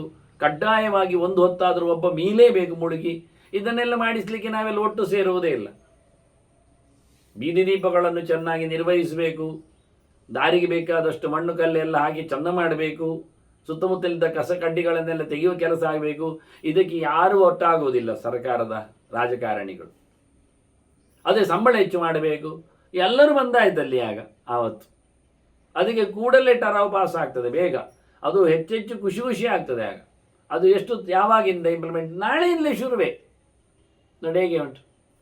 ಹಾಗೆ ಇವತ್ತು ಹಾಗೆ ಧರ್ಮದ ಹೆಸರಿನಲ್ಲಿ ತಪ್ಪು ಮಾಡಲಿಕ್ಕೆ ನಾವು ಸೇರುವುದಾದರೆ ಎಲ್ಲರೂ ಬರ್ತೇವೆ, ಎಲ್ಲರೂ ಇದ್ದೇವೆ. ಇದ್ದಾಗ ಏನು ಮಾಡಿದ್ದಾರೆ ಇವರು? ಏನು ನಡೆದುಕೊಂಡಿದ್ದಾರೆ? ಎಷ್ಟು ಯುಟಿಲೈಸ್ ಮಾಡಿದ್ದಾರೆ ಹೊತ್ತನ್ನು, ಸಮಯವನ್ನು, ದಿನವನ್ನು, ವ್ಯವಸ್ಥೆಯನ್ನು? ಇಲ್ಲ. ಮತ್ತು ಸಂಕಟ ಪಡುವುದೇನನ್ನು? ನಿಜವಾಗಿ ಮಾಡಬೇಕಾದ್ದು ಪ್ರತಿಯೊಂದು ಕಡೆಯಲ್ಲಿ ಧರ್ಮ ಚೆನ್ನಾಗಿ ಉಳಿದಿದೆಯೇ? ಹಾಕುವ ಹಣೆಗೆ ಸರಿಯಾದ ತಿಲಕಗಳು ಬೀಳ್ತಾ ಇವೆಯೇ? ಹಾಕುವ ಹೊಟ್ಟೆಗೆ ಸರಿಯಾದ ಶುದ್ಧವಾದ ಆಹಾರ ಸೇರ್ತಾ ಇವೆಯೇ? ಹೇಳುವ ಮಾತಿಗೆ ಎಲ್ಲಿಯಾದರೂ ಶಾಸ್ತ್ರದ ಸ್ಪರ್ಶ ಇದೆಯೇ? ಸಿಕ್ಕಾಪಟ್ಟೆ ಸುಳ್ಳಿನ ಕಂತೆಗಳನ್ನೇ ಬೊಗಳೋರಿರುವಾಗ ಇದರ ಬಗ್ಗೆ ಯಾರು ಸಭೆ ಸೇರಲಿಕ್ಕೆ ಉಂಟು? ಇದು ಗೊತ್ತಿಲ್ಲ. ಇದು ನಮಗೆ ಬೇಡ. ಹೀಗೆ ಅದು ಹೇಳ್ತಾನೆ. ಆದ್ರಿಂದ ಮೊದಲು ಒಳ್ಳೆಯದು ಕೇಳಿದರೆ ಒಳ್ಳೆಯವರನ್ನು ದೂರ ಇಡುವುದು ಅಂತಲ್ಲ, ಭಾರಿ ಒಳ್ಳೆಯದದು. ಅದಕ್ಕೆಲ್ಲ ಹೆಚ್ಚು ಜನ ಬರ್ತಾರೆ. ಅವರನ್ನು ಕರಿಬೇಡಿ, ಅವರ ಹತ್ರ ಹೇಳಬೇಡಿ, ಅವರಿಗೆ ತಿಳಿಸಬೇಡಿ. ಅವರ ತಮ್ಮ ಬೇಳೆ ಬೇಯಿಸಿಕೊಳ್ಳಿಕ್ಕೆ ಅನುಕೂಲ ಆಗ್ತದೆ. ಅದನ್ನು ಸ್ನೇಹಾಯತನ ನಾಶಾಚ್ಛ, ನಂಬಿಕಸ್ಥರನ್ನು, ಪ್ರೀತಿಪಾತ್ರರನ್ನು, ವಿಶ್ವಾಸಕ್ಕಿರುವವರನ್ನು ಆದಷ್ಟು ತೆಗೆದುಬಿಟ್ರೆ ಇವ ಏಕಾಂಗಿ ಆಗ್ತಾನೆ. ಆಗ ಇವನು ಒಳ್ಳೆಯವನಿಗೆ ಸಿಗ್ತದೆ ಹೋಗಲಿಕ್ಕೆ ದಾರಿ ನಿರ್ವೇದಕ್ಕೆ. ಅಷ್ಟು ಹೋದ್ರೂ ದುಡ್ಡಿದ್ರೆ ಮತ್ತೆ ಎಲ್ಲರನ್ನು ಮತ್ತೆ ಪರ್ಚೇಸ್ ಮಾಡ್ತಾನೆ. ಅದಕ್ಕೆ ಮೊದಲು ಹೇಳ್ತಾರೆ, ಆಗುವವರು ಹಿತಮಿತ್ರರು ಅಕ್ಕಪಕ್ಕದವರನ್ನು ದೂರ ಮಾಡ್ತಾನೆ. ಆಗ ಅವನಿಗೆ ಬೋಧ ಬರಬೇಕು. ಬರಲಿಲ್ಲ, ಯಾಕೆಂದ್ರೆ ಅವನಲ್ಲಿ ದುಡ್ಡು ಉಂಟು, ಮತ್ತೆ ಯಾರನ್ನಾದರೂ ಕೊಂಡುಕೊಳ್ತಾನೆ, ಇನ್ಯಾರನ್ನ ಹತ್ತಿರ ಮಾಡ್ತಾನೆ. ಇಲ್ಲ, ಇವನೇ ಹತ್ತಿರ ಹೋಗ್ತಾನೆ ದುಡ್ಡಿನಿಂದ. ದುಡ್ಡಿಗೆ ಎಲ್ಲರೂ ಹತ್ತಿರ ಬರ್ತಾರೆ, ನಾಯಿ ಪಿಶಾಚಿಗಳಾಗಿ. ಕೊಡ್ತಾನೆ ಅಂದರೆ ಯಾರೂ ಆಗ್ಬೋದು. ಆಗ ಎಂಥವನಾದರೂ ನಡೀತದೆ. ಅವನು ಕಳ್ಳು ಕುಡಿಯುವವನಾದರೂ ಅವನ 3 ಸುತ್ತು ಪ್ರದಕ್ಷಿಣೆ ಬರ್ತಾರೆ ಇವರು. ಯಾಕೆ? ದುಡ್ಡು ಕೊಡ್ತಾನವ. ಕುಡದ ಕೈಯಲ್ಲಿ ಆದರೂ ಕೊಡ್ತಾನೆ. ಅದನ್ನು ಯಾರು ಬೇಡ ಇವರಿಗೆ? ಅವರನ್ನು ಪ್ರಶ್ನಿಸುವವರು ಬೇಡ, ಧರ್ಮದ ಬಗ್ಗೆ ಅವರನ್ನು ಛೇಡಿಸುವವರು ಬೇಡ, ಮತ್ತು ಉಳಿದವರೆಲ್ಲ. ಆದರೆ ನೀವು ದುಡ್ಡಿನಿಂದ ಜನರನ್ನು ಕೊಂಡುಕೊಳ್ತಾನೆ ಹೇಳಿ ದೇವರು ಏನು ಮಾಡಿದ? 2ನೇ ಬಾಗಿಲು ಹಾಕಿದ, ದುಡ್ಡಿನ ಬಾಗಿಲು ತೆಗೆದ, ಮುಚ್ಚಿಬಿಟ್ಟ. ಈಗ ದುಡ್ಡಿಲ್ಲ, ಈಗ ಜನ ಇಲ್ಲ. ಮೊದಲು ಜನ ಇಲ್ಲ ಮಾಡಿದ, ಮತ್ತೆ ಈಗ ದುಡ್ಡಿಲ್ಲ, ಧನ ಇಲ್ಲ ಮಾಡಿದ. ಜನ ಇಲ್ಲ, ಧನ ಇಲ್ಲ. ಈಗ ಅವನಿಗೇನು ದುಡ್ಡಿಲ್ಲ ಆದ್ರೇನು? ನಾ ಮೈಯಲ್ಲಿ ಕಸು ಉಂಟಲ್ಲ, ಗಡ್ಡಿ ಇದ್ದೇನಲ್ಲ ಹೇಳಿಕೊಂಡು ಅವನಿಗೆ ಪೌರುಷ ಇತ್ತು, ತನ್ನ ಮೇಲೆ ತನಗೆ ಅಭಿಮಾನ ಇತ್ತು. ದೇವರೇನು ಮಾಡಿದ? ಈಗ ಅವನನ್ನು ರುಗ್ಣನನ್ನಾಗಿದ, ಅವನಿಗೆ ರೋಗ ಕೊಟ್ಟು ಬಿಟ್ಟ. ಹಾಗಾಗಿ ಈಗ ಅವನು ಕುಸಿದ, ಈಗ ಪೂರ್ತಿಯಾಗಿ ಅವನು ಹಣ್ಣಾದ. ಈಗ ಹೊರಗೆ ಬಂದ. ಈಗ ದುಡ್ಡಿಲ್ಲ, ರೋಗವನ್ನು ವಾಸಿ ಮಾಡಲಿಕ್ಕೆ ಆಗುವುದಿಲ್ಲ. ದುಡ್ಡಿಲ್ಲ, ಜನರನ್ನು ಪರ್ಚೇಸ್ ಮಾಡಲಿಕ್ಕೆ ಆಗುವುದಿಲ್ಲ. ಈಗ ಯಾರು ಜನ ಮೂಸುವುದಿಲ್ಲ, ದನ ಕೈಯಲ್ಲಿ ಖಾಲಿಯಾಗಿದೆ. ಹೀಗಾಗಿ ನನ್ನನ್ನು ಆದಷ್ಟು ಕಾಯಿಲೆಗಳು ಮಾತಾಡಿಸಿ ಹೇಳಿ ನಿರ್ವೇದ ಮಾಪನ್ನ ನಿರ್ವೇದ ಉಪಗಚ್ಚತಿ, ವೈರಾಗ್ಯಕ್ಕೆ ಕಾಲಿಗೆ ಬರ್ತಾನೆ. ನಿರ್ವೇದಾತ್ ಸಂಬೋಧಾತ್ ಆತ್ಮದರ್ಶನಂ. ವೈರಾಗ್ಯ ಬಂದ ತಕ್ಷಣ ಅವನಿಗೆ ತಾನು ಯಾರು, ಏನು ಮಾಡಬೇಕಿತ್ತು, ಇನ್ನೇನು ಮಾಡುವುದು, ದೇವರು ಎಲ್ಲಿದ್ದಾನೆ, ನಾನು ದೇವರೇ ಗತಿಯಲ್ಲ ನನಗೆ ಹೇಳಿ ದೇವರ ಬಗ್ಗೆ ತಿಳಿಲಿಕ್ಕೆ ಶುರು ಮಾಡ್ತಾನೆ. ದೇವರು ಯಾರು, ಜೀವ ಯಾವುದು, ಜಡ ಯಾವುದು, ಲೋಕ ಯಾವುದು, ಚಿಂತನೆ ಯಾವುದು ಶುರು ಮಾಡ್ತಾನೆ. ಬಹಳ ಸುಲಭವಾಗಿಯೇ ತಾನು ಎಲ್ಲಿಂದ ಬಂದಿದ್ದೇನೆ ಅಂತ ತನ್ನ ಬಗ್ಗೆ ವಿಮರ್ಶೆ ಮಾಡಿಕೊಳ್ಳುತ್ತಾನೆ. ನನ್ನ ಉದ್ಧಾರಕ್ಕೆ ಯಾರು ಬರುವುದಿಲ್ಲ, ದುಡ್ಡು ಬರುವುದಿಲ್ಲ, ಜನ ಬರುವುದಿಲ್ಲ, ಹಾಗಾಗಿ ದೇಹವೂ ನನ್ನ ಜೊತೆಯಲ್ಲಿ ಇರುವುದಿಲ್ಲ. ಹಾಗಾದರೆ ನಾನು ಯಾರು, ಏನು, ಹೇಗೆ? ಆತ್ಮದ ಉದ್ಧಾರ, ಜೀವನ ಎತ್ತರ ಹೇಗೆ ಆಗುವುದು ಅಂತ ಯೋಚನೆ ಮಾಡಿಕೊಂಡ ಆತ ತನ್ನನ್ನು ತಾನು ನೇರ್ಪುಗೊಳಿಸ್ತಾನೆ. ಅಲ್ಲಿಂದ ದೇವರ ದರ್ಶನಕ್ಕೆ, ಭಗವಂತನ ಸಾಕ್ಷಾತ್ಕಾರಕ್ಕೆ, ತನ್ನ ಪರಿಚಯಕ್ಕೆ ತಾನು ತೆರಳುತ್ತಾನೆ. ಹೀಗೆ ತೆರಳಬೇಕು ಅಂದ ಶಾಸ್ತ್ರಾರ್ಥ ದರ್ಶನಾತ್ ರಾಜನ್ ತಪಯೇವ ಅನುಪಶ್ಯತಿ. ಆಗ ಏನು ದಾರಿ ಅಂತ ಶಾಸ್ತ್ರಗಳನ್ನು ಅವಲೋಕಿಸಿಕೊಂಡಾಗ ದೇವರು ಕಾಣುವುದಾಗಲಿ, ತಾನು ಗೊತ್ತಾಗುವುದಾಗಲಿ, ಈ ಕಷ್ಟ ಕೋಟಲೆಗಳಿಂದ ಬಿಡುಗಡೆಯನ್ನು ಪಡೆಯುವುದಾಗಲಿ, ದೇಹಕ್ಕಿಂತ ತಾನು ಸುಖಮವಾಗಿರಬೇಕು ಅಂತಾಗಲಿ, ಆಗೆಲ್ಲ ಶಾಸ್ತ್ರಗಳ ಪರಿಚಯ ಮಾಡಿಕೊಂಡು ಅದರಲ್ಲಿ ಅವರು ಹೇಳಿದ ಕಥೆಯಂತೆ ತಪಸ್ಸನ್ನು ಆಚರಿಸು ಎನ್ನುವುದು ಗೊತ್ತಾಗ್ತದೆ. ದೇವರು ಸಿಗಬೇಕಾ, ನೀನು ಅರ್ಥ ಆಗಬೇಕಾ, ನಿನಗೆ ಮೋಕ್ಷ ಬೇಕಾ, ಮುಖ್ಯವಾಗಿ ಭಗವಂತನ ಕುರಿತು ತಪಸ್ಸು ಮಾಡು, ನಿರಂತರ ಆಲೋಚನೆಯನ್ನು ನಡೆಸು, ವ್ರತ ನಿಯಮಗಳನ್ನು ದೈಹಿಕವಾಗಿ ಗಟ್ಟಿಯಾಗಿ ಮಾಡಲಿಕ್ಕೆ ಬಾ ಅಂತ. ಹೀಗೊಂದು ವೈರಾಗ್ಯ ಹುಟ್ಟಿ ಶಾಸ್ತ್ರದರ್ಶನದಲ್ಲಿ ತೆರಳಿ ತಪಸ್ಸನ್ನು ಆಯ್ಕೆ ಮಾಡುವವರು ಲೋಕದಲ್ಲಿ ಸುಮಾರು ಜನ ಇಲ್ಲ. ಪೆಟ್ಟಾದವರೆಲ್ಲ ಇಲ್ಲಿ ಬಂದಿದ್ದಾರೆ ಹೇಳಬೇಡಿ. ಜನರನ್ನು ದೂರ ಮಾಡಿಕೊಂಡರೂ ಆರಾಮವಾಗಿ ಈ ಪಶು ಪಕ್ಷಿಗಳನ್ನು ಒಟ್ಟು ಮಾಡಿಕೊಂಡು ಕೂತ್ಕೊಳ್ತಾನೆ. ಜನ ಹೋದರೆ ಹೋಗಲಿ ಅಯ್ಯ, ಎಷ್ಟೋ ವಿದೇಶಗಳಲ್ಲಿ ಜನರ ಹತ್ತಿರದಲ್ಲಿಲ್ಲ, ಮೈಲುಗಟ್ಟಲೇ ಇಲ್ಲ ಜನರು. ಏನು ಮಾಡ್ತಾನೆ ಅವನು? ನಾಯಿ ಇಟ್ಕೊಳ್ತಾನೆ. ಹಾಗಾಗಿ ಜನರಿಗೀಗ ಜನ ಬೇಡ, ಈಗ ನಾಯಿ ಸಾಕಾಗ್ತದೆ. ಏನು ಮಾಡುವ ಈಗ? ಪಕ್ಷಿಗಳು, ನಾಯಿಗಳು, ಮೀನುಗಳು ಇವನ್ನೆಲ್ಲ ಇಟ್ಕೊಳ್ತಾರೆ. ಅದು ಪ್ರಯೋಜನ ಆಗಲಿಲ್ಲ. ಧನನಾಶ ಆದರೆ ದುಡ್ಡು ಹೋದರೆ ಏನಾದರೂ ಬೇಡಲಿಕ್ಕೆ ನೋಡ್ತಾರೆ, ಓಸಿಯಲ್ಲಿ ನಡೀತದ ನೋಡ್ತಾರೆ. ಈಗ ಎಲ್ಲರೂ ಎಲ್ಲ ಕಡೆ ಸೇರಿಸಿಕೊಳ್ತಾರೆ, ಇರಲಿಕ್ಕೆ ಬಿಡುತ್ತಾರೆ. ಎಂತಾದರೂ ಸಿಗ್ತದೆ ಕೆಲಸ, ಏನು ಕಮ್ಮಿ ಇಲ್ಲ, ಯಾವುದೂ ಆಗ್ತದೆ. ಹೊರಗಿನ ಗೇಟಲ್ಲಿ ನಿಲ್ಲುವುದು ಆಗ್ತದೆ, ಹೋಟೆಲ್ ಒಳಗೆ ರುಬ್ಬುವುದು, ಕೊಡುವುದು, ತಿನ್ನುವುದು ಆಗ್ತದೆ, ಗುಡಿಸುವುದು, ಯಾರಿಗೆ ಯಾವುದು ಆಗಬೇಕು. ಆದ್ದರಿಂದ ದುಡ್ಡು ಹೋದರೂ ಮನುಷ್ಯ ಹೆದರುವುದಿಲ್ಲ. ರೋಗದ ಗೂಡಾದರೆ ಉಂಟಲ್ಲ ಆಸ್ಪತ್ರೆ ಧರ್ಮದ್ದು ಹೇಳ್ತಾನೆ. ಏನು ಹೆಚ್ಚಿನವರಿಗೆಲ್ಲ ವೈರಾಗ್ಯ ಬರಬೇಕು ಅಂತ ಕಾಯಬೇಡಿ. 3 ಹೊಡೆತವೆಂದರೂ ಅವನಿಗೇನು ಆಗುವುದಿಲ್ಲ, ಕೆಲವೊಮ್ಮೆ ಬರುವುದಿಲ್ಲ, ಆಸಕ್ತಿ ಕಮ್ಮಿ ಆಗುವುದಿಲ್ಲ. ಅಂಥದ್ದು ಬಂದರೆ ವೈರಾಗ್ಯ ಬಂದವನಂದರೆ ಅವನು ಭಾರಿ ದೊಡ್ಡವ ಅಂತ ಅರ್ಥ, ಉದ್ಧಾರಕ್ಕೆ ಕಾರಣನಾದ ಅಂತ ಅರ್ಥ. ಇಂಥ ಜನ ಸಿಗೋದು ಬಹಳ ಕಡಿಮೆ ಅಂತಾರೆ. ಮನುಷ್ಯಾಣಾಂ ಶಾಸ್ತ್ರೇಶು ಕಶ್ಚಿತ್ ಯತದ್ ಸಿದ್ಧಯೇ ಅಂತ ಕೃಷ್ಣ ಹೇಳಿದಾಗೆ 1000ದಲ್ಲೊಬ್ಬ ಪ್ರಯತ್ನಕ್ಕೆ ಮಾಡಲಿಕ್ಕೆ ಹೋಗ್ತಾನೆ ಅಂತಾನೆ. ಸಾವಿರಾರು ಜನರಲ್ಲಿ ಶಾಸ್ತ್ರೇಶು, 1000ಕ್ಕೊಬ್ಬ ಅಂತಲ್ಲ. ಅದನ್ನು ದುರ್ಲಭೋಗಿ ಮನುಷ್ಯೇಂದ್ರ ನರಹ ಪ್ರತ್ಯವಮರ್ಶವಾನ್. ಹೀಗೆ ವಿಮರ್ಶೆ ಮಾಡಿ ವೈರಾಗ್ಯಕ್ಕೆ ಜಾರುವವ, ಸಂಗತಿಗಳನ್ನು ಚೆನ್ನಾಗಿ ಅವಲೋಕಿಸುವವ ಮನುಷ್ಯ ಲೋಕದಲ್ಲಿ ಬಹಳ ಕಡಿಮೆ ಇದ್ದಾನೆ ಅಂತ ಹೇಳ್ತಾನೆ. ಯೋ ವೈ ಪ್ರಿಯ ಸುಖೇ ಕ್ಷೀಣೆ ತಪಃ ಕರ್ತಂ ವ್ಯವಸ್ಯತಿ. ತನ್ನ ಬಾಹ್ಯ ಸುಖವು ಮುರಿದು ಹೋದಾಗ ತಪಸ್ಸು ಮಾಡ್ತೇನೆ ಎಂದು ಯಾರು ಗಟ್ಟಿ ಮಾಡ್ತಾನೆ ಮನಸ್ಸು, ಅವನು ಬಹಳ ವಿರಳ ಇದ್ದಾನೆ. ಆಯ್ಕೆ ಮಾಡಿಕೊಳ್ಳುವಲ್ಲಿ ಮತ್ತೆಂತ ಮಾಡುವುದು ಎನ್ನುವುದರಲ್ಲಿ ತಪಸ್ಸು ಒಂದು ಇರುವುದಿಲ್ಲ ಅವರಲ್ಲಿ. ಕೆಲವರು ತಪಸ್ಸಿನ ಬದಲಿಗೆ ಆತ್ಮಹತ್ಯೆಗೆ ತೆರಳುತ್ತಾರೆ ಇಂತಹ ಸಂದರ್ಭದಲ್ಲಿ. ಹಾಗಾಗಿ ಮುಖ್ಯವಾಗಿ ಮನುಷ್ಯ ತಪಸ್ಸನ್ನು ಆಯ್ಕೆ ಮಾಡಿಕೊಂಡ ಅಂದರೆ ದೊಡ್ಡ ಸಂಗತಿ ಅಂತ ಪರಾಶರರು ಉಲ್ಲೇಖ ಮಾಡ್ತಾರೆ. ತಪಸ್ಸು ಮಾಡಲಿಕ್ಕೆ ತೊಂದರೆ ಇಲ್ಲ ಮಾರ್ಯರು, ಮತ್ತೆ ಅದು ಯಾರಿಗೆ ಅವ್ರು ಕೇಳುದು? ಅದೆಲ್ಲ ಒಂದು ಬ್ರಹ್ಮವರ್ಗಕ್ಕೆ ಎಲ್ಲ. ಎಂಥದ ಕೇಳ್ತಾನೆ ಪರಾಶರು? ತಪಃ ಸರ್ವಗತಂ ತಾತ ಹೀನಸ್ಯಾಪಿ ವಿಧೀಯತೆ. ಎಂಥವರಿಗೂ ತಪಸ್ಸುಂಟು, ಗೊತ್ತಾಯ್ತಾ? ಯಾವ ಜಾತಿಯವನು ಯಾವ ಆಶ್ರಮದವನಿಗೂ ತಪಸ್ಸು ಮಾಡಲಿಕ್ಕಿಲ್ಲ ಅಂತ ಇಲ್ಲ. ತಪಸ್ಸು ಎಲ್ಲರೂ ಮಾಡಬೇಕು. ತದ್ಧಿತಪಃ ತದ್ಧಿತಪಃ ಅಂತ ಹೇಳಿಕೊಂಡು ತಪಸ್ಸು ಉಂಟೇ ಉಂಟು. ಯಜ್ಞದಾನ ತಪಕರ್ಮನ ತ್ಯಾಜ್ಯಂ ಕಾರ್യമೇ ವದತ್ ಅಂದಿಲ್ಲೇ? ಎಲ್ಲರಿಗೂ ಹೇಳಿರತಕ್ಕದ್ದು ತಪಸ್ಸು ಮಾರಾಯ, ಎಲ್ಲರೂ ಮಾಡುವ. ಹಾಗಾದರೆ ಒಬ್ಬೊಬ್ಬರು ಒಂದು ರೀತಿ ಇಲ್ಲ, ದೇವರ ತಪಸ್ಸು ಮಾತ್ರ ಇರುವುದು. ಪ್ರತಿಯೊಬ್ಬನು ನಾರಾಯಣನ ತಪಸ್ಸು ಮಾಡು. ಮತ್ತು ಶಿವ ತಪಸ್ಸು ಮಾಡಿದರೆ ಅದು ರಾಕ್ಷಸರು ಮಾಡ್ತಾರೆ. ಹಾಗೆ ಮಾಡಿ ಪೆಟ್ಟು ತಿಂತಾರೆ, ಲೋಕಕ್ಕೆ ಉಪಟಳ ಕೊಡ್ತಾರೆ. ಅವರು ತಪಸ್ಸು ಮಾಡುವುದು ಲೋಕಕ್ಕೆ ಉಪಟಳ ಕೊಡಲಿಕ್ಕೆ. ಅಲ್ಲಿಂದ ಮತ್ತೆ ವಿಚಿತ್ರವಾಗಿ ಬೆಳೆದಿಂತಾರೆ. ಅದರ ಪ್ರಯೋಜನ ಆಗಲಿಲ್ಲ. ತಪಸ್ಸು ಅಂದರೆ ಭಗವಂತನ ನಿರಂತರವಾದ ಧ್ಯಾನ ಅಂತಲೇ, ಅವನ ಸೇವೆ ಅಂತಲೇ, ಅವನ ಚಿಂತನೆಯಿಂದಲೇ ಅರ್ಥ, ಮತ್ತೇನಲ್ಲ.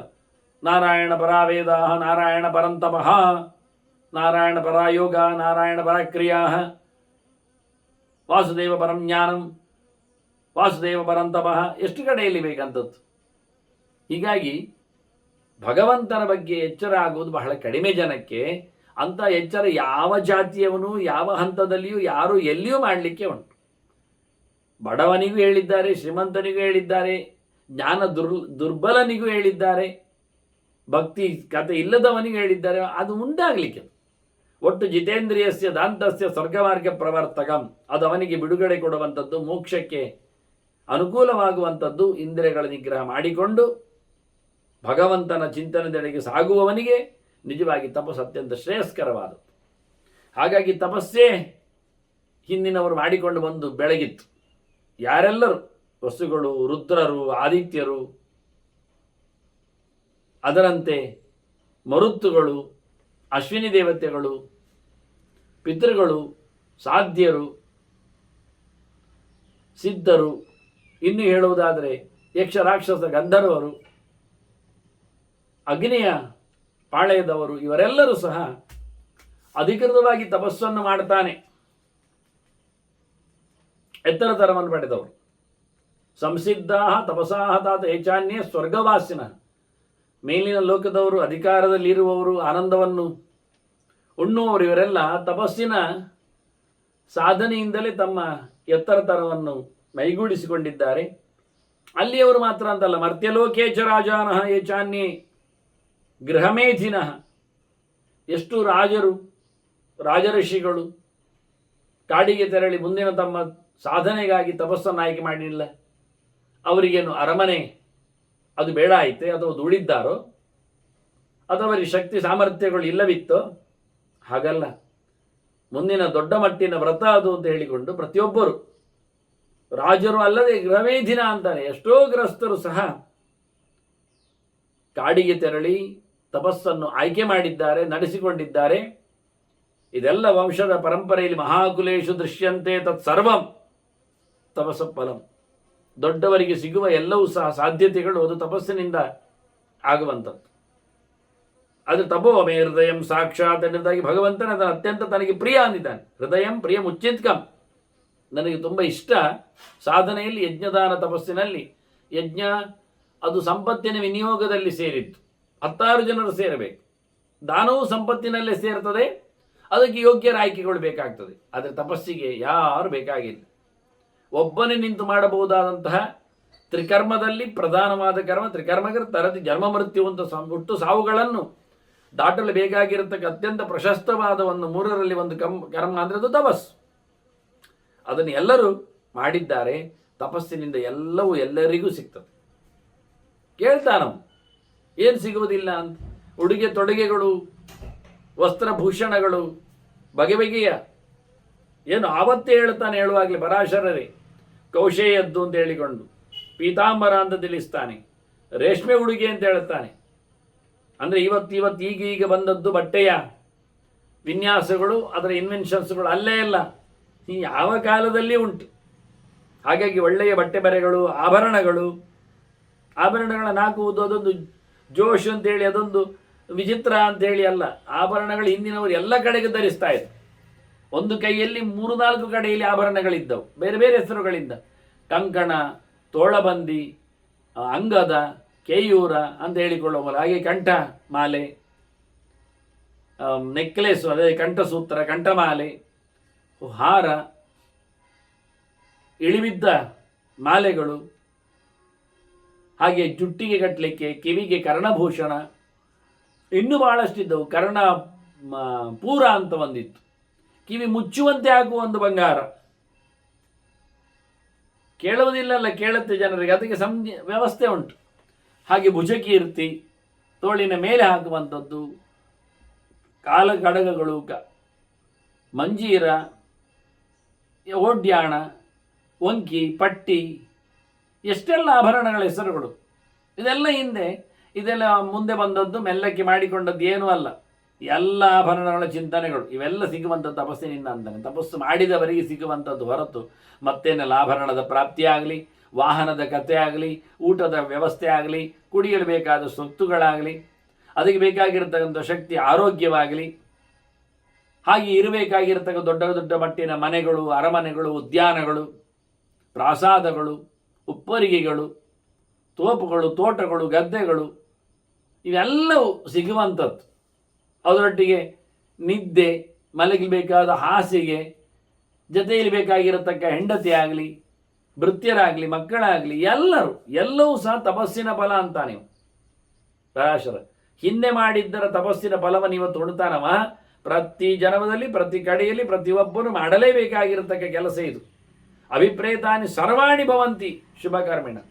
ಒಳ್ಳೆ ಕೆಲಸ ಮಾಡಿದವರಿಗೆ ಬಯಸಿದ್ದನ್ನೆಲ್ಲ ಕೊಡ್ತದೆ. ತಪಸ್ಸಿನಲ್ಲಿ ಏನು ಬೇಕಾದರೂ ಪಡೀಲಿಕ್ಕೆ ಆಗ್ತದೆ ಅಂತ. ನಾಪ್ರಾಪ್ಯಂ ತಪಸಕ್ಕಿಂಚಿತ್ ತ್ರೈಲೋಕ್ಯೇಪಿ ಪರಂತಪ. 3 ಲೋಕದಲ್ಲಿ ಯಾರಿಗೂ ಎಂದು ತಪಸ್ಸಿನಿಂದ ಪಡೆಯಲಾಗದ ಸಂಗತಿ ಅಂತ ಇಲ್ಲ. ಏನು ಪಡೀಲಿಕ್ಕೆ ಬರ್ತದೆ? ಭೋಗ ಪರಿತ್ಯಾಗ ಫಲಾನಿ ಅಕೃತ ಕರ್ಮಣ. ನಿಜವಾಗಿ ಯಾರಿಗೆ 0 ಆಗಿದೆ, ಯಾರಿಗೆ ಇಲ್ಲ ಏನು ಕೇಳಿದರೆ, ಯಾರು ನಿಜವಾಗಿ ಒಳ್ಳೆ ಕೆಲಸ ಮಾಡಿಲ್ಲ ಅಂಥವರಿಗೆ ಖಂಡಿತವಾಗಿಯೂ ಯಾವುದೇ ವಸ್ತುಗಳು ಸಿಗುವುದಿಲ್ಲ, ಎಲ್ಲ ಕೈ ಕೊಡುತ್ತವೆ. ಹತ್ತಿರ ಬರ್ತದೆ, ಕೆಲವೊಮ್ಮೆ ಅವನಿಗೆ ದಕ್ಕುವುದಿಲ್ಲ. ಆದ್ದರಿಂದ ಮೊದಲು ಮಾಡಬೇಕಾದ್ದು, ನಾವು ನಮ್ಮ ಒಳ್ಳೆಯ ಕೆಲಸಗಳನ್ನು ಮಾಡಿ ಇಟ್ಟುಕೊಳ್ಳಬೇಕು. ಸುಖಿದೋ ದುಃಖಿದೋ ವಾವಿ ನರೋ ಲೋಭಂ ಪರಿತ್ಯಜೇತ್. ಮುಖ್ಯವಾಗಿ ಸುಖದಲ್ಲಿರಲಿ ದುಃಖದಲ್ಲಿರಲಿ ಲೋಭವನ್ನು ಮಾಡಲಿಕ್ಕೆ ಹೋಗಬಾರ್ದು. ಲೋಭ ಮಾಡಿ ಅವನು ತ್ರಿವಿಧಂ ನರಕಸ್ಯೇದಂ ದ್ವಾರಂ ನಾಶನಮಾತ್ಮನಃ ಅಂತ ಕೃಷ್ಣ ಹೇಳ್ತಾ, ಕಾಮ ಕ್ರೋಧ ತಥಾ ಲೋಭ ಅಂತಂತಾನೆ. ಲೋಭವೇ ಅತ್ಯಂತ ದೊಡ್ಡದಾದ ಬಾಗಿಲು ನರಕಕ್ಕೆ. ಲೋಭ ಬಿಡುಮಾರಾಯ ಅಂದ. ಅವೇಕ್ಷ ಮನಸಾಶಾಸ್ತ್ರಂ ಬುದ್ಧಿಯಾತಿ ನೃಪಸತ್ತಮ. ಚೆನ್ನಾಗಿ ಅಧ್ಯಯನಶೀಲವಾದ ದೃಷ್ಟಿಯಿಂದ ಶಾಸ್ತ್ರಗಳನ್ನು ಅವಲೋಕಿಸಿಕೊಂಡ್ರೆ ಅರ್ಥ ಆಗ್ತದೆ. ನಾನು ಎಷ್ಟರ ಮಟ್ಟಿಗೆ ಇರಬೇಕು, ಆಗದೇ ಇರಬೇಕು, ಲೋಭಿ ಆಗಬಾರದು ಎನ್ನುವುದು. ಅಸಂತೋಷ ಅಸುಖಾಯೇತ್. ನಾವು ನೆಮ್ಮದಿಯಲ್ಲಿ ಇಲ್ಲ ಅಂತಾದರೆ, ಸಂತೋಷದಲ್ಲಿ ಇಲ್ಲ ಅಂತಾದರೆ, ನಮಗೆ ಖಂಡಿತವಾಗಿಯೂ ಅದರಲ್ಲಿ ಮುಂದೆ ಏಳಿಗೆ ಆಗುವುದೇ ಇಲ್ಲ, ಬಿಡುಗಡೆ ಸಿಗುವುದೇ ಇಲ್ಲ. ದುಡ್ಡು ಎಷ್ಟಿದ್ದರೂ ಬೇಕು ಅಂತ ಮನಸ್ಸು ಮಾಡಿಕೊಂಡವ ಮನುಷ್ಯ ಲೋಭದೆಡೆಗೆ ಸತ್ತರೆ ಸೋದರೆ ಇನ್ನೆಂದು ಸಹ ಹೊರಗೆ ಬರುವುದಿಲ್ಲ, ನೆಮ್ಮದಿಯಲ್ಲಿ ಬದುಕುವುದಿಲ್ಲ. ಲೋಭಾದಿಂದ್ರಿಯ ವಿಭ್ರಮ. ನಿಜವಾಗಿ ಲೋಭ ಬರಲಿಕ್ಕೆ ಹೋದರೆ ಎಂತ ಮಾಡ್ತಾನೆ ಅಂತ ಅವನಿಗೆ ಗೊತ್ತಿಲ್ಲ. ಅದರಿಂದ ಹೆಚ್ಚು ಕಡಿಮೆ ಆಗ್ತದೆ ಅವನಿಗೆ. ತಥೋಸ್ಯ ನಶ್ಯತಿ ಪ್ರಜ್ಞಾ. ಅವನಿಗೆ ತಲೆ ಹಾಳಾಗ್ತದೆ, ಯೋಚನೆ ಕೆಟ್ಟು ಹೋಗ್ತದೆ, ದೇವರ ಎಚ್ಚರ ಇಲ್ಲ ಆಗ್ತದೆ. ಹೇಗೆ ಹೇಳಿದರೆ ಅದಕ್ಕೆ ಹೇಳ್ತಾರೆ, ವಿದ್ಯೆಯ ಅಭ್ಯಾಸ ವರ್ಜಿತ ಅಂತ. ಪಾಠ ಆಗಿದೆ, ಅದನ್ನು ಉರುವಡಿಯುವುದಿಲ್ಲವ, ನೋಡಿಕೊಳ್ಳುವುದಿಲ್ಲ, ಅಭ್ಯಾಸ ಮಾಡುವುದಿಲ್ಲ, ಮತ್ತೆ ಅದರ ಹತ್ತಿರ ಕೂತ್ಕೊಳ್ಳುವುದಿಲ್ಲ. ಅಂಥದ್ದಿದ್ರೆ ಅವನಿಗೆ ವಿದ್ಯೆ ನೆನಪಿಗ್ತದ? ಅದು ಬಿಟ್ಟು ಹೋಗ್ತದೆ, ಗೊತ್ತಿಲ್ಲ ಆಗಿಬಿಡ್ತದೆ ಅವನಿಗೆ. ಹಾಗಾಗಿ ಮತ್ತೆ ಯಾವುದನ್ನಾದರೂ ನಾವು ಅವಲೋಕಿಸ್ತೇವೆ, ಆಗ ಮಾತ್ರ ಅದು ನಮಗೆ ಸಾಧಕವಾಗ್ತದೆ. ಹಾಗಾಗಿ ನಾವು ಒಳ್ಳೆಯ ರೀತಿಯಿಂದ ಒಳ್ಳೆಯ ಕೆಲಸವನ್ನು ಮಾಡ್ತಾ ಬಂದರೆ ನಮಗೆ ಲೋಭ ಇಲ್ಲ ಆಗ್ತದೆ. ಲೋಭಾಭಿಭೂತಾತ್ಮ ತತ್ವಃ ಲೋಭಾಭಿಭೂತಾತ್ಮ ಸಂಗಾತ್ ವರ್ಧಯತೆ ಜನಂ. ಲೋಭಕ್ಕೆ ಸಿಕ್ಕಿಬಿಟ್ರೆ ಅವನೇನು ಮಾಡ್ತಾನೆ, ತನ್ನನ್ನೇ ತಾನು ದುಡಿದು ಮಾಡಲಿಕ್ಕೆ ನೋಡ್ತಾನೆ. ಪುಷ್ಟ್ಯರ್ಥಂಚೇಹ ದೇಹಸ್ಯ ಜನಸ್ಯಾರ್ಥಂ ಚಿಕೀರ್ಷತೆ. ದೇಹವು ಬೆಳಿಬೇಕು, ಜೀವನು ಸುಖದಲ್ಲಿರಬೇಕು, ಇಷ್ಟಕ್ಕೋಸ್ಕರ ಒದ್ದಾಡ್ತಾನೆ. ತಾನು ತನ್ನದು ಅಲ್ಲದೆ ಇನ್ಯಾವುದರಲ್ಲಿಯೂ ಇರುವುದಿಲ್ಲ ಲೋಭಿಯಾದವ. ಸ ಜಾನನ್ನ ವಿಚಾಕಾರ್ಯಂ ಅರ್ಥಾರ್ಥಂ ಸೇವತೆ ನರ. ತಪ್ಪು ಮಾಡಬಾರ್ದು ಒಂದು ಗೊತ್ತುಂಟು, ಅದು ತಪ್ಪು ಒಂದು ಗೊತ್ತುಂಟು, ಆದರೂ ಮಾಡ್ತಾನೆ ದುಡ್ಡಿಗಾಗಿ. ದುರ್ಯೋಧನ ನೋಡು, ಲೋಭಕ್ಕೆ ಅಂಟಿಕೊಂಡವ. ಧೃತರಾಷ್ಟ್ರ ನೋಡು, ಅಂಟಿಕೊಂಡವರಿಗೆ ಅಂಟಿಕೊಂಡವ. ಎಂತ ಬೇಕಾದ್ರೆ ಮಾಡಿದ. ತನ್ನ ಮಕ್ಕಳನ್ನೇ, ತನ್ನ ತಮ್ಮನ ಮಕ್ಕಳು ತಮ್ಮ ಮಕ್ಕಳೇ ಅಲ್ಲ, ಮತ್ತೆಂದು ತಮ್ಮನೇ ತಾನೇ ಅರಮನೆಯನ್ನು ದೊಡ್ಡದು ಮಾಡಿಕೊಟ್ಟವ. ಅವರನ್ನೇ ಸುಡ್ಲಿಕ್ಕೆ, ವಿಷ ಹಾಕಿ ಕೊಲ್ಲಿಕ್ಕೆ ಎಂತೆಲ್ಲ ಪ್ರಯತ್ನ ಪಟ್ಟಿದ್ದಾನೆ. ಹೋರಾಟದಲ್ಲಿ ಅವರನ್ನು ಮುಗಿಸ್ಲಿಕ್ಕೋಸ್ಕರ ಅಕ್ಷೋಹಿಣಿ ಸೈನ್ಯಗಳ ರಾಶಿಯನ್ನು ಒಟ್ಟು ಮಾಡಿದ್ದಾನೆ. ಮತ್ತೆ ಏಕಾಏಕಿಯಾಗಿ ಏನು ನಮೂನೆ ಇತ್ತಿತ್ತು. ಹಾಗಾಗಿ ಲೋಭದಲ್ಲಿ ಕೂತವ ಎಂತ ಬೇಕಾದ್ರೆ ಮಾಡ್ತಾನೆ ಕಾರ್ಯವನ್ನು, ಮಾಡಬಾರದು ಕೆಲಸವನ್ನೆಲ್ಲ. ಮನುಷ್ಯ ಮನೆಯಲ್ಲಿ ಕೂತವನು ಹಾಗೆಯಲ್ಲಿ ಕೇಳಿದರೆ ಬಾಲಸ್ನೇಹ ಪರೀತಾತ್ಮ ತತ್ ಕ್ಷಯಾಚ್ಚ ಅನುಪಶ್ಯತೆ ಅನುತಪ್ಯತೆ. ಮನೆ ಮಂದಿ ಲೋಭದಲ್ಲಿ ಕೂತದ್ದು ಯಾಕೆಂದರೆ ತಾನು ತಿನ್ನುವುದಿಲ್ಲ, ಕೊಡಬೇಕಾದವರಿಗೆ ಕೊಡುವುದಿಲ್ಲ, ಮಕ್ಕಳ ಮೇಲಿನ ಮುಂದುವರಿಕೆಯ ಮೇಲಿನ ಪ್ರೀತಿಯಿಂದ ಗಂಟು ಕಟ್ತಾನೆ, ದುಡ್ಡು ಇಡ್ತಾನೆ, ಕೊನೆಗೆ ಕಣ್ಮುಚ್ಚುತ್ತಾನೆ. ಕೆಲವೊಮ್ಮೆ ಮಕ್ಕಳೇ ಸಾಯ್ತಾವೆ, ಅವುಗಳೇ ದುಂದು ವೆಚ್ಚ ಮಾಡ್ತಾವೆ. ಹೀಗಾಗಿ ಗೊತ್ತಾದಾಗ ಇವನ ಪ್ರಾಣ ಹೋಗಿರ್ತದೆ. ಕಡು ಸ್ನೇಹದಿಂದ ಕೂತವನು ಕಡು ಲೋಭಿಯಾಗಿ ಬಿಟ್ಟು ಕೊನೆಗೆ ಕಡೆಕಾಲದಲ್ಲಿ ಏನು ಇಲ್ಲದೆ ಅವನು ಬೀದಿ ಕಟ್ಟೆ ಬದಿಯಾಗ್ತಾನಲ್ಲ ಮಾರಾಯ ಅಂತಾರೆ. ಇಷ್ಟಾಗಿ ಗೊತ್ತಾದರೂ ಅವನು ಗೊತ್ತಿಲ್ಲದಾಗಿ ಮಾಡ್ತಾರೆ. ಅಥವಾ ಮಾನೇನ ಸಂಪನ್ನ ರಕ್ಷನ್ ಆತ್ಮಪರಾಜಯಂ. ತಾನು ಮಕ್ಕಳ ಹೆದರಿಕೆಯಲ್ಲಿ ಮಕ್ಕಳಿಂದಾಗಿ ಸೋತೆ, ತನಗೆ ಬುದ್ಧಿ ಬಂದಿದೆ, ಇನ್ನು ಹಾಗೆ ಆಗಬಾರ್ದಿತ್ತು ಹೇಳಿಕೊಂಡು ಆಗಿಕೊಂಡಿದ್ದರು. ಅದನ್ನು ಯಾರಿಗೂ ತೋರಿಸಿಕೊಡದೆ ಕರೋತಿ ಏನ ಭೋಗಿಸ್ಯಾಂ ಇತಿ ತಸ್ಮಾತ್ ವಿನಶ್ಯತೆ.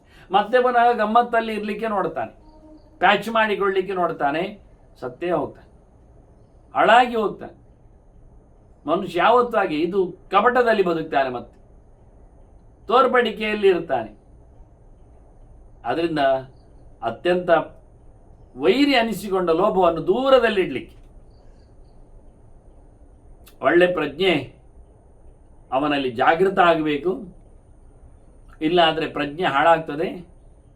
ಪ್ರಜ್ಞೆ ಹಾಳಾದರೆ ಅವನು ಎಲ್ಲವನ್ನು ಕಳ್ಕೊಳ್ತಾನೆ. ತಥೋಸ್ತೆ ನಶ್ಯತಿ ಪ್ರಜ್ಞಾ ಹೇಳಿದ ಹಾಗೆ ನಿತ್ಯವಾಗಿ ಇರುವ ಚಿಂತನೆಯನ್ನು ಹಾಳು ಮಾಡಿಕೊಂಡು ನಷ್ಟ ಪ್ರಜ್ಞೋ ಯದಾ ತುಸ್ಯ ತದಾ ನ್ಯಾಯಂ ನ ಪಶ್ಯತಿ. ಎಚ್ಚರ ತಪ್ಪಿದಾಗ ಅನ್ಯಾಯ ಹೆಚ್ಚು ಮಾಡುತ್ತಾನೆ, ಧರ್ಮವನ್ನು ನ್ಯಾಯವನ್ನು ಬದಿಗಿಡ್ತಾನೆ, ಅಕಾರ್ಯವನ್ನೇ ಹೆಚ್ಚು ಮಾಡಲಿಕ್ಕೆ ನೋಡ್ತಾನೆ. ಹೀಗಾಗಿ ತಸ್ಮಾತ್ ಸುಖಕ್ಷಯೇ ಪ್ರಾಪ್ತೆ ಪುಮಾನ್ ಉಗ್ರತಪಃ ಚರೇತ್. ಅದನ್ನು ಅವನಿಗೆ ಕಷ್ಟ ಆದಾಗ, ಸಂಕಟ ಬಂದಾಗ ಒಳ್ಳೆಯ ತಪಸ್ಸು ಮಾಡಲಿಕ್ಕೆ ಹೋಗಬೇಕು. ಕಠೋರವಾದ ತಪಸ್ಸಿಗೆ ಅವನು ಕೈ ಹಾಕಬೇಕು. ಇಂತಹ ಸಂದರ್ಭಗಳಲ್ಲೇ ಹೇಳಿತ್ತು ಅವನು ತಪಸ್ವಿ ಆಗಬೇಕು. ನಿಜವಾಗಿ ಯಾವುದವನಿಗೆ ಇಷ್ಟವೋ ಅದನ್ನು ಸುಖ ಅಂತ ಹೇಳ್ತಾರೆ, ಯಾವುದವನಿಗೆ ಇಷ್ಟ ಅಲ್ಲವೋ ಅದನ್ನು ದುಃಖ ಹೇಳ್ತಾರೆ. ಅವನಿಗೆ ಯಾವುದು ಇಷ್ಟ ಈಗ ಕೇಳೋದು ನಾವು. ಶಾಶ್ವತವಾದ ನೆಮ್ಮದಿ ಬೇಕಲ್ಲ ಅವನಿಗೆ. ಇದು ಯಾವುದು ಅವನನ್ನು ಉದ್ಧಾರ ಮಾಡುವುದಿಲ್ಲಲ್ಲ. ಆದ್ದರಿಂದ ಇದನ್ನು ಇಷ್ಟ ಹೇಳುವುದಲ್ಲ, ಇದನ್ನು ಇಷ್ಟ ಪಡಬಾರ್ದವನು. ನಿಜವಾಗಿ ಇಷ್ಟವಾದದ್ದು ಸುಖವನ್ನು ನಿರಂತರ ಕೊಡುವಂಥದ್ದಾಗಬೇಕು, ಬೇಡವಾದದ್ದನ್ನು ಬಿಟ್ಟು ಹೋಗಬೇಕು ನಾವು. ಆದ್ದರಿಂದ ಯದಿಷ್ಟಂ ತತ್ ಸುಖಂ ಪ್ರಾಹು ದ್ವೇಷ್ಯಂ ದುಃಖಮಿಹೋಚ್ಯತೆ. ಅದರಿಂದ ದ್ವೇಷ್ಯ ಯಾವುದು, ದ್ವೇಷಕ್ಕೆ ಪಾತ್ರ ಯಾವುದನ್ನು, ದುಃಖವನ್ನು ನಾವು ದ್ವೇಷಿಸಬೇಕು. ಇದೀಗ ಕೂತ್ರೆ ಇವರೊಟ್ಟಿಗಿದ್ರೆ ಇದು ದುಃಖವೇ, ಅದು ದ್ವೇಷ್ಯವೇ. ಆದ್ದರಿಂದ ಹೀಗೆ ಮಾಡಿಕೊಂಡರೆ ಒಂದೊಮ್ಮೆ ಅವನು ನಿರಂತರವಾಗಿ ಒಳ್ಳೆಯದನ್ನು ಕಾಣದ. ನಿತ್ಯಂ ಭದ್ರಾಣಿ ಪಶ್ಯಂತಿ ವಿಷಯಾಂಶ್ಚೋಪಭುಂಜತೆ ಪ್ರಕಾಶ್ಯಂಚೈವ ಗಚ್ಚಂತಿ ಕೃತ್ವ ನಿಷ್ಕಲ್ಮಷಂ ತಪ. ಏನು ತಪ್ಪಿಲ್ಲದ ಶುದ್ಧವಾದ ದುರುದ್ದೇಶ ಇಲ್ಲದ ಭಗವದೆಚ್ಚರವನ್ನು ಸಂಪಾದನೆ ಮಾಡ್ತಾ ಮಾಡಿದ ತಪಸ್ಸು ಏನು ಮಾಡ್ತದೆ, ಅವನಿಗೆ ಯಾವಾಗಲೂ ಒಳ್ಳೆಯದೇ ಮಾಡ್ತದೆ. ಅವನು ಯಾವ ಇಂದ್ರಿಯಗಳಿಗೂ ಏನು ಕಮ್ಮಿ ಇಲ್ಲದಂತೆ ಮಾಡ್ತದೆ. ಆರಾಮವಾಗಿರ್ತಾನೆ. ದೇಹರವನಿಗೆ ಸೌಷ್ಠವವನ್ನು ಕೊಡುತ್ತಾರೆ, ಎಲ್ಲ ವಿಷಯಗಳು ಅವನಿಗೆ ಸಿಗುವಂತೆ ಮಾಡ್ತಾರೆ, ಒಳ್ಳೆಯದು. ಅವನು ಅದನ್ನು ಮಾತ್ರ ಇಷ್ಟಪಡ್ತಾನೆ. ಹಾಗಾದರೆ ಪ್ರಸಿದ್ಧಿಗೂ ಬರ್ತಾನೆ, ಜನರಿಗೂ ಅನುರಾಗಿ ಆಗ್ತಾನೆ, ಗೊತ್ತಾಗ್ತದೆ ಲೋಕಕ್ಕೆ ಅಂತಾನೆ. ತಪಸ್ಸು ಮಾಡುವ ಮೂಲಕ ಶುದ್ಧವಾದ ತಪಸ್ಸಿನಿಂದ ಅವನು ಅತ್ಯಂತ ಸಿದ್ಧನಾಗಿ ಜಗಕ್ಕೆ ಬೇರೆ ರೀತಿಯಿಂದ ಸಿಗ್ತಾನು. ಒಂದೊಮ್ಮೆ ಅವನು ಒಳ್ಳೆಯ ತಪಸ್ಸು ಮಾಡದಿದ್ದರೆ ಅಪ್ರಿಯಾಣಿ ಅವಮಾನಾಶ್ಚ ದುಃಖಂ ಬಹುವಿಧಾತ್ಮಕಂ, ಅವನಿಗೆ ಬೇಕಾದ್ದು ಸಿಗುವುದಿಲ್ಲ, ಅವನ ಪ್ರಸಿದ್ಧಿಗೆ ಬರುವುದಿಲ್ಲ, ಯಾರು ಗೌರವಿಸುವುದಿಲ್ಲ, ಅವಮಾನ ಬೇರೆ ಆಗ್ತದೆ, ಬಹಳ ಪ್ರಕಾರದ ದುಃಖಗಳನ್ನು ಅನುಭವಿಸ್ತಾನವನು. ಆದ್ದರಿಂದ ಒಳ್ಳೆಯದಕ್ಕೋಸ್ಕರ ಒಳ್ಳೆಯ ಕೆಲಸವನ್ನು ಮಾಡಿದರೆ, ಒಳ್ಳೆಯ ದಾರಿಯನ್ನು ತುಳಿದರೆ ಅವನು ಖಂಡಿತವಾಗಿ ಶಾಶ್ವತವಾದ ಸುಖವನ್ನು ಅನುಭವಿಸ್ತಾನೆ. ಫಲಾರ್ಥಿ ಸತ್ಪದಂ ತ್ಯಕ್ತ್ವಾ ಪ್ರಾಪ್ನೋತಿ ವಿಷಯಾತ್ಮಕ. ಇವತ್ತಿನ ಬದುಕಿಗೋಸ್ಕರ ಏನು ಮಾಡ್ತಾನೆ ಅವನು? ಒಳ್ಳೆಯ ದಾರಿಯನ್ನು ಪರಿತ್ಯಾಗ ಮಾಡಿ ಕೆಟ್ಟದ್ದು ಮಾಡ್ತಾನೆ.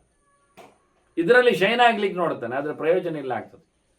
ಅವನು ಎಷ್ಟು ನಾವು ಧರ್ಮದ ಬಗ್ಗೆ, ತಪಸ್ಸಿನ ಬಗ್ಗೆ, ದಾನದ ಬಗ್ಗೆ ಹೇಳಿದ್ರು, ಪೂಜೆ ಪುನಸ್ಕಾರಗಳ ಬಗ್ಗೆ, ವ್ರತಗಳ ಬಗ್ಗೆ ಹೇಳಿದ್ರು, ಅದರ ಮೇಲೆ ಅವನಿಗೆ ಯಾವತ್ತೂ ಸಂಶಯವೇ ಇರ್ತದೆ. ಮತ್ತು ಪ್ರಶ್ನೆಗೆ ಹೇಳ್ತಾ ಇರ್ತಾನೆ, ಅದು ಹಾಗೆಯಾ, ಅದು ಅಲ್ಲಿ ಹೀಗೆ ಅಲ್ವಾ, ಇದು ಬೇಡಲ್ಲ ಹೇಳಿಕೊಂಡು ಒಟ್ಟು ಮಾಡಬಹುದಿಲ್ಲ ಹೇಳಲಿಕ್ಕಿರತಕ್ಕಂಥ ಕಾರಣಗಳು. ಧರ್ಮೇ ತಪಸ್ಸಿ ದಾನೇಚ ವಿಚಿಕಿತ್ಸಾಸ್ಯ ಜಾಯತೆ. ಮತ್ತೆ ನಮ್ಮನ್ನು ಕಾಡ್ತಾನೆ, ಸಂಶಯದಲ್ಲಿ ಕೇಳ್ತಾನೆ, ಒಟ್ಟು ಮಾಡುವುದಿಲ್ಲ ಎನ್ನುವುದನ್ನು ತಂದು ಇಲ್ಲಿರ್ತಾನೆ. ಅದಕ್ಕೆ ಸರಿಯಾದಂಥ ಅವನ ಪ್ರಶ್ನೆಗಳು. ಎಂತ ಮಾಡುವ ಈಗ? ಸಕೃತ್ವ ಪಾಪಗಾನ್ಯೇವ ನಿರಯಂ ಪ್ರತಿಬದ್ಧತೆ. ಹೀಗಾಗಿ ತಪ್ಪೇ ಮಾಡಿ ನರಕಕ್ಕೆ ಹೋಗ್ತಾನೆ.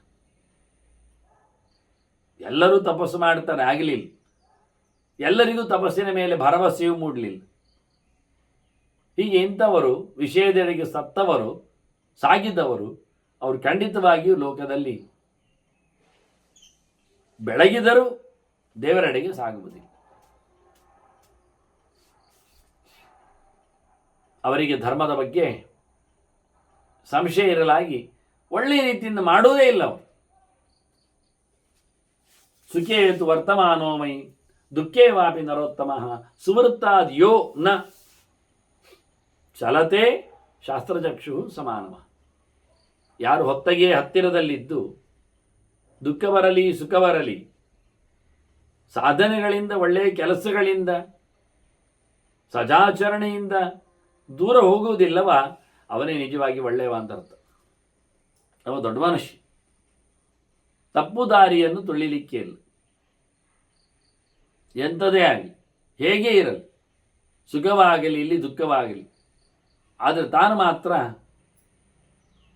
ಸತ್ಪಥದಿಂದ ತೆರಳಬಾರದು. ಯಾಕೆ? ಓದಿಕೊಂಡಿದ್ದ, ತಿಳ್ಕೊಂಡಿದ್ದ. ಅಲ್ಲ, ವಿಷಯಗಳು ಮನುಷ್ಯನನ್ನು ಸಂತೋಷಗೊಳಿಸ್ತವೆ ಎನ್ನುವುದು ಎಷ್ಟರ ಮಟ್ಟಿಗೆ ಸತ್ಯ ಅಂತ ಕೇಳ್ತಾನೆ ಪರಾಶರ. ಯಾವುದೇ ಆಗಲಿ, ಎಷ್ಟು ಸಮಯ ಇರ್ತದೆ? ಊಟ ಮಾಡಿದ, ರಸನೇಂದ್ರಿಯ ತೃಪ್ತಿಯನ್ನು ಪಡೆಯಿತು, ನಾಲಿಗೆಗೆ ಭಾರಿ ಖುಷಿಯಾಯಿತು, ಹಲ್ಲು ಸಹಕಾರ ಕೊಟ್ಟಿದೆ, ಆದರೆ ಹೊಟ್ಟೆ ಕೇಳ್ತದ? ಕೇಳ್ತದೆ ಅಂತ ವಿಶ್ವಾಸ ಇಟ್ಟುಕೊಳ್ಳುವ. ಆಯಿತು, ಮುಂದೇನಾಯಿತು? ಮುಂದೆ ರಸನೇಂದ್ರಿಯದಲ್ಲಿ ಏನಿಲ್ಲ ಚೌಕಟ್ಟುಗಳು. ಈಗ ಅದು ಕೇಳ್ತಾ ಉಂಟು, ಬೇಕಲ್ಲ ನನಗೆ ಅಂತ. ಆಯ್ತು, ಇನ್ನೊಮ್ಮೆ ಕೊಡೋದು. ಈಗ ಕೊಟ್ಟಾಯ್ತಲ್ಲ, ಇರಲಿ ಮತ್ತೊಮ್ಮೆ. ಆಗ ಹೊಟ್ಟೆ ಹೇಳ್ತದೆ, ನೀನು ಮತ್ತೊಮ್ಮೆ ಕೊಡುವುದರಲ್ಲಿ ಅಡ್ಡಿ ಇಲ್ಲ, ನಾಲಿಗೆಯನ್ನು ತೃಪ್ತಿಪಡಿಸುವುದು ತಪ್ಪಿಲ್ಲ, ಆದರೆ ಅದರ ಹತ್ರ ಹೇಳಿಬಿಡು. ನಾಲಿಗೆ ಹತ್ರ ಏನು ಅಂದರೆ, ಮುಂದಿನ ಕ್ಷಣದಲ್ಲಿ ನೀನು ಕಷಾಯವನ್ನು ಕುಡಿಲಿಕ್ಕೆ ತಯಾರಾಗು, ಮಾತ್ರ ಏನು ನುಂಗ್ಲಿಕ್ಕೆ ನೀನು ಬಾಯಿ ಚಾಚು. ಸಿದ್ಧನಾಗ್ತೀಯಾ ಕೇಳು. ಅದೇ ಕಷ್ಟ. ಅದರಿಂದ ಹೊಟ್ಟೆ ಏನಾಗ್ತದೆ? ಈಗ ಬೇಕು ಕಾಣುವುದು ನಾಲಿಗೆಗೆ, ಆದರೆ ಹೊಟ್ಟೆ ಕೋಪರೇಟ್ ಮಾಡುವುದಿಲ್ಲ, ನಮ್ಮ ದೇಹ ಕೇಳುವುದಿಲ್ಲ. ಅದ್ರ ಏನರ್ಥ? ಊಟ ಅಂದರೆ ಇಷ್ಟೇ, ತಿಂಡಿ ಅಂದರೆ ಇಷ್ಟೇ, ತಿನಸು ಅಂದರೆ ಇಷ್ಟೇ, ಕುಡಿಯುವುದು ಅಂದರೆ ಇಷ್ಟೇ, ಅದರ ಆಚೆಗೆ ಇಲ್ಲ, ಅಷ್ಟೇ ಹೊತ್ತು, ಅದರ ಆಚೆ ಕೊಡುವುದಿಲ್ಲ. ಹಾಗೆ ಕಿವಿಯಲ್ಲಿ ಕೇಳಿದ ಏನೋ ಹಾಸ್ಯ ರಸಾಯನ ಕೇಳುತ್ತಾ ಇತ್ತು ಅವನಿಗೆ, ಮತ್ತೆ ಮುಗಿದೋಯ್ತು. ಮತ್ತೆ ಕೇಳಿದ, ಮತ್ತೆ ಮುಗಿದೋಯ್ತು. ಪ್ರಯೋಜನ ಏನಾಯಿತು? ಏನಾಗುವುದಿಲ್ಲ. ಒಂದು ಬಾಣ ಬಿಸಾಡಿದರೆ ಬಿಟ್ಟರೆ ಅದು ಎಷ್ಟು ಬೇಗಕ್ಕೆ ಕೆಳಗೆ ಬೀಳುತ್ತದೆ ಅಷ್ಟೇ ಇವನ ತೃಪ್ತಿಯ ಕಥೆ. ಬಾಣ ಬಿಟ್ಟಂತೆ. ವಾಸ್ತವವಾಗಿ ಮನುಷ್ಯನ ಭೋಗಗಳ ವ್ಯವಸ್ಥೆ ಅಂದರೆ ಇಶು ಪ್ರಪಾತ ಮಾತ್ರ ಹಿ ಸ್ಪರ್ಶಯೋಗೆ ರತಿ ಸ್ಮೃತ. ಮುಟ್ಟಿಕೊಂಡ, ಆಲಿಂಗಿನ ಮಾಡಿದ, ಹತ್ತಿರದಲ್ಲೇ ಮಲಗಿದ, ಮುಂದೆ ಎದ್ದ, ಮತ್ತೆ ಮತ್ತೆ ಸಾಕು. ಇಷ್ಟೇ. ಬಾಣ ಎಸೆದರೆ ಅದು ಎಷ್ಟು ದೂರಕ್ಕೆ ಒಮ್ಮೆ ವೇಗವಾಗಿ ಹೋಗಿ ಬೀಳುತ್ತದೆ, ಬೀಳಲೇಬೇಕದು, ಮತ್ತೆ ಮತ್ತೆ ಅಲ್ಲಿಂದ ಎತ್ತುದು, ಮತ್ತೆ ಇನ್ನೊಮ್ಮೆ ಬೀಳುವುದೇ, ಮತ್ತೆ ಬೀಳಿಸುದೆ. ಅದೇ ಹೋಗ್ತಾ ಇರುವುದಂತಿಲ್ಲ. ನಿರಂತರವಾದ ಸುಖ ಎನ್ನುವುದು ಅದು ಲೋಕದಲ್ಲಿ ಇಲ್ಲಿ ಇಲ್ಲ. ಎಲ್ಲ ಇಂದ್ರಿಯಗಳಿಗೆ ಇಷ್ಟೇ ಸಾಮರ್ಥ್ಯ ಇರುವುದು. ಕಣ್ಣಿಗೆ ನೋಡಿದ ಇನ್ನೆಷ್ಟು ನೋಡೋದು, ಅಲ್ಲಿ ಕಣ್ಣು ಮುಚ್ಚಿದ, ಮತ್ತೆ ಸಾಕು ಮಾರೆ ಒಂದೇ ನಮ್ಮನೆ. ಕುಣಿಯುವುದು ನೋಡ್ತಾರೆ, ಕುಣಿಯುವುದು ಮತ್ತೆ ಮತ್ತೆ ಅಷ್ಟೇ.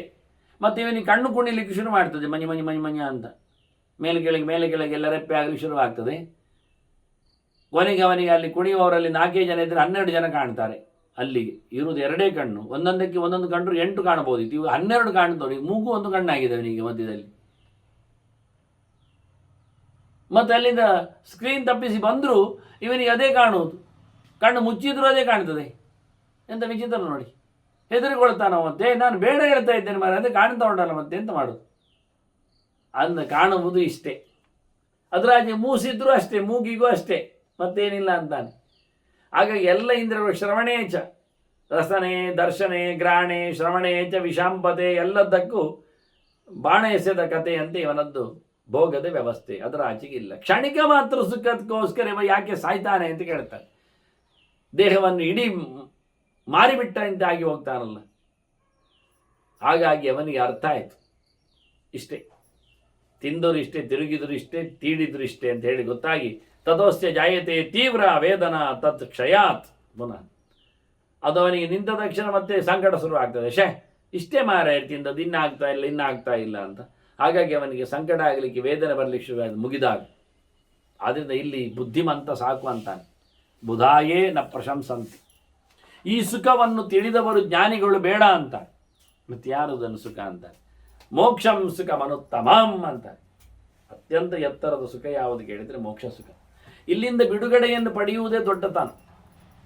ಶಾಶ್ವತವಾದ ಸುಖದೆಡೆಗೆ ಸಾಗುವುದೇ ಅತ್ಯಂತ ಎತ್ತರವಾದದ್ದು. ಅದಕ್ಕಿಂತ ಉತ್ತಮವಾದದ್ದು ಇನ್ನೊಂದಿಲ್ಲ. ಇಲ್ಲಿನ ತಮಸ್ಸನ್ನು, ಸಂಬಂಧಪಟ್ಟ ರಜಸ್ಸನ್ನು ದಾಟುವಂಥದ್ದು, ನರಕವನ್ನು, ಸಂಸಾರವನ್ನು ಮೀಗಿಸುವಂಥದ್ದು ಉತ್ತಮ ಅಂದರೆ ಹಾಗೆ ಅರ್ಥ. ಹಾಗೆ ಅಂತಹ ಅತ್ಯಂತ ಪ್ರಶಸ್ತವಾದ ಸುಖವೇ ದೊಡ್ಡ ಸಂಗತಿ ಅಂತ ತಿಳಿದವರು ಹೇಳುತ್ತಾರೆ ಅಂತ ಹೇಳಿ ಪರಾಶರರು ಬಹಳ ಸುಂದರವಾಗಿ ತಿಳುವಳಿಕೆಯ ಮೋಕ್ಷ ಧರ್ಮವನ್ನು ಚಿಂತನೆಯಲ್ಲಿ ತಂದಿದ್ದಾರೆ. ಮತ್ತೆ ವಂದನೆಗಳೊಂದಿಗೆ ಶ್ರೀ ಕೃಷ್ಣ ನಾರಾಯಣ ನಾರಾಯಣ.